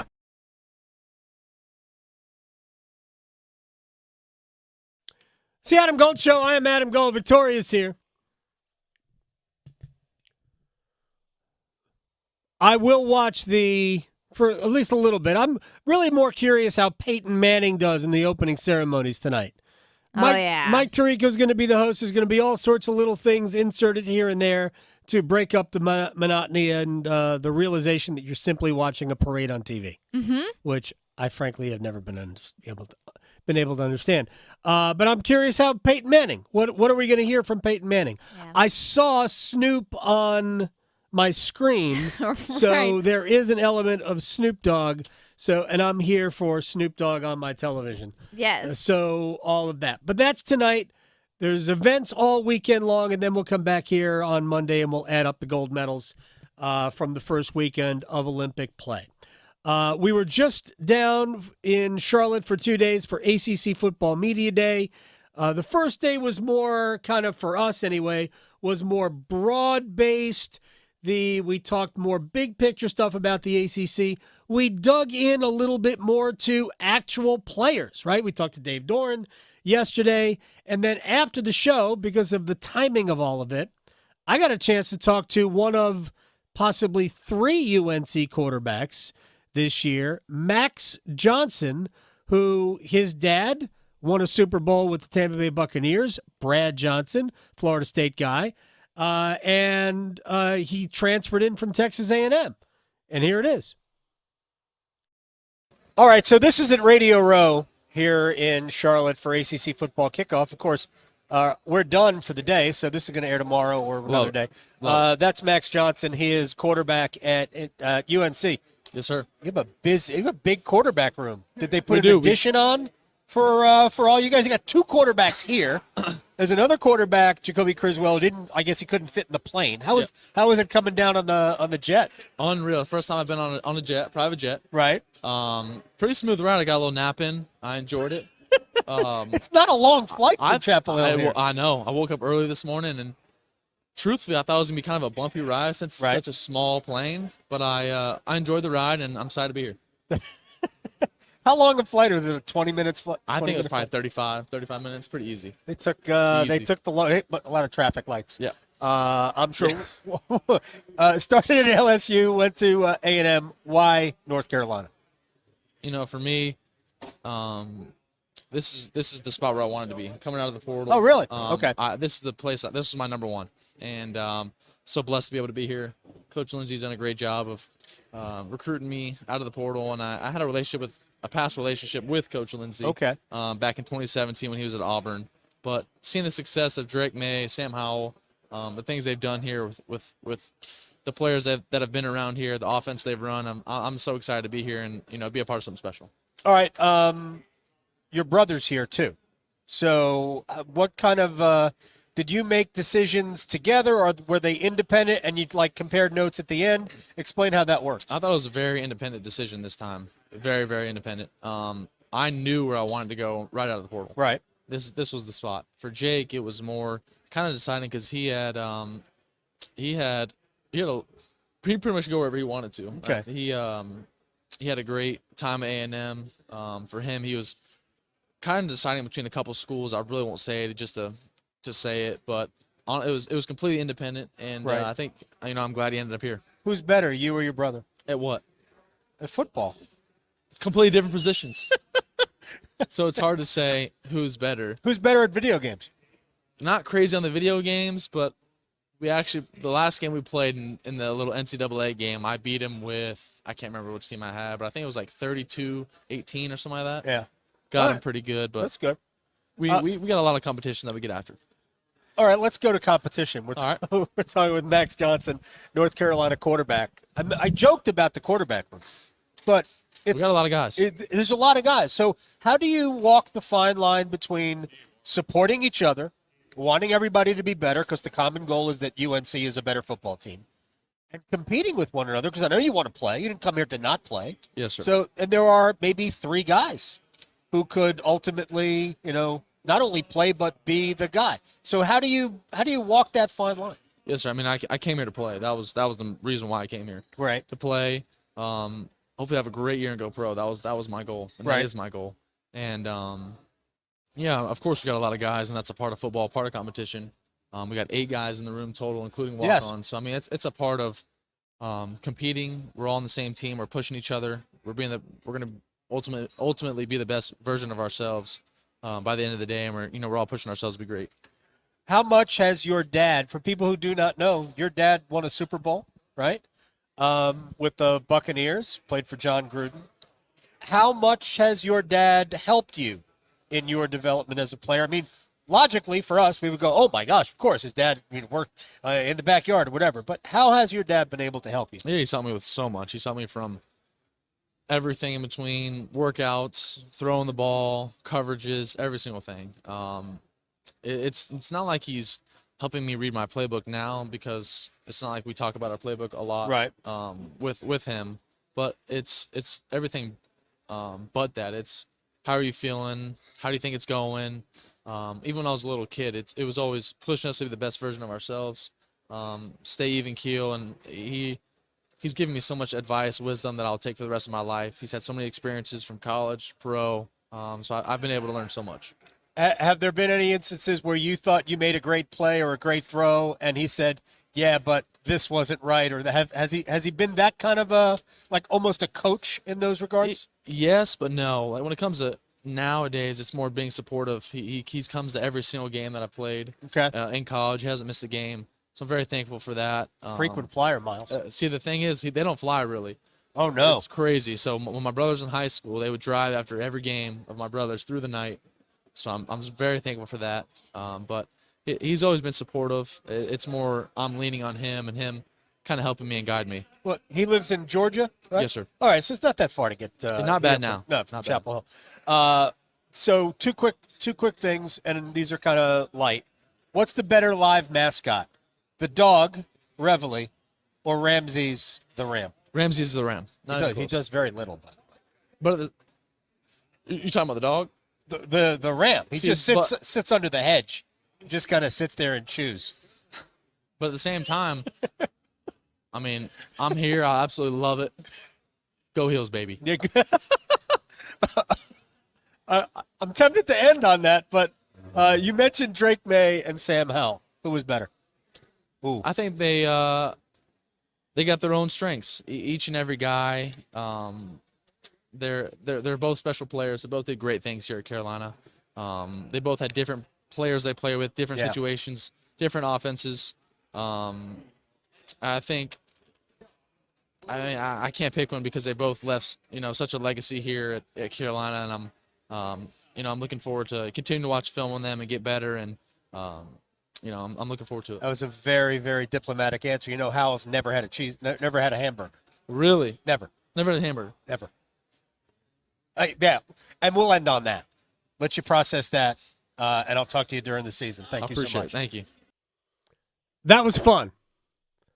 That was fun.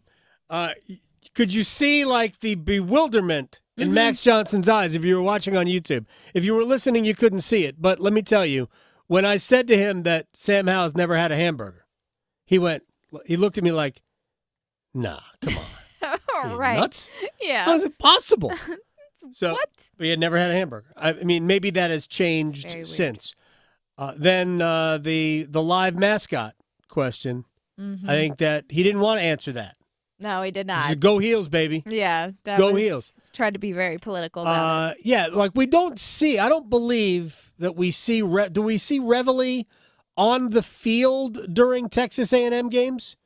I mean, we have some good live mascots in college football. You've got Ralphie the Buffalo. Right. I mean, that's a great live mascot, right? Ramses, the actual ram, not the mascot costume that, parades around the stadium. I mean, the ram just doesn't do a lot. Not that rams do. I know. I mean, unless you're going to have another ram and they're going to have them go and they fight. That would be interesting. I know if you had the ram walking around the field headbutting opposing players, I mean, that could be effective. Sounds like a lawsuit. It does sound like a lawsuit. Good point. It's a very good point. But yeah, I've not seen Reveille on the field at Texas A&M, but I've seen Ramses on the field at Kenan Stadium, and essentially, especially in the hot time of the year, he just kind of like burrows underneath one of the hedges and just kind of, let me just stay here. Hangs out. Yeah, you got something for me to chew on, and I need a cold drink. Right. Give me a Coke Zero. Someone get me out of here. Something like that. So, that was fun. And we had a good time down there for 2 days, and we tried to bring you as much as we could in 2 days. We talked to Duke. We talked to Wake players. Didn't get a chance to talk to Dave Clawson. We might talk to him during the season. Hopefully Wake will have a better year than they had a year ago. But, I think Carolina will be good. We'll see how, some of the pieces that they've got fit together because they have a lot of new pieces. Yeah, once they figure out a quarterback. Yes, too. and literally, I've joked, but in the preview stuff that I have read, there is more talk that Jacoby Criswell could be the quarterback for North Carolina than either Max Johnson or Connor Harrell, who they brought yesterday as well. But they were both dynamite to talk to. Victoria, it's nice to see you again. I'll see you Monday. This is the Adam Gold Show. Bye. Raleigh to Boone, Charlotte to Chapel Hill. Your Carolina is covered. Adam Gold on the North Carolina Sports Network. Hey, it's Adam Gold, and people like to call these the dog days. We're not quite to where the football season starts. All we've got is baseball, and it is a summer of soccer. And this summer, FanDuel is hooking up all customers with a boost or a bonus daily. That's right, a boost or a bonus daily. Something for everyone, every day, all summer long. Head over to FanDuel.com/AdamGold, FanDuel.com/AdamGold, and start making the most of your summer.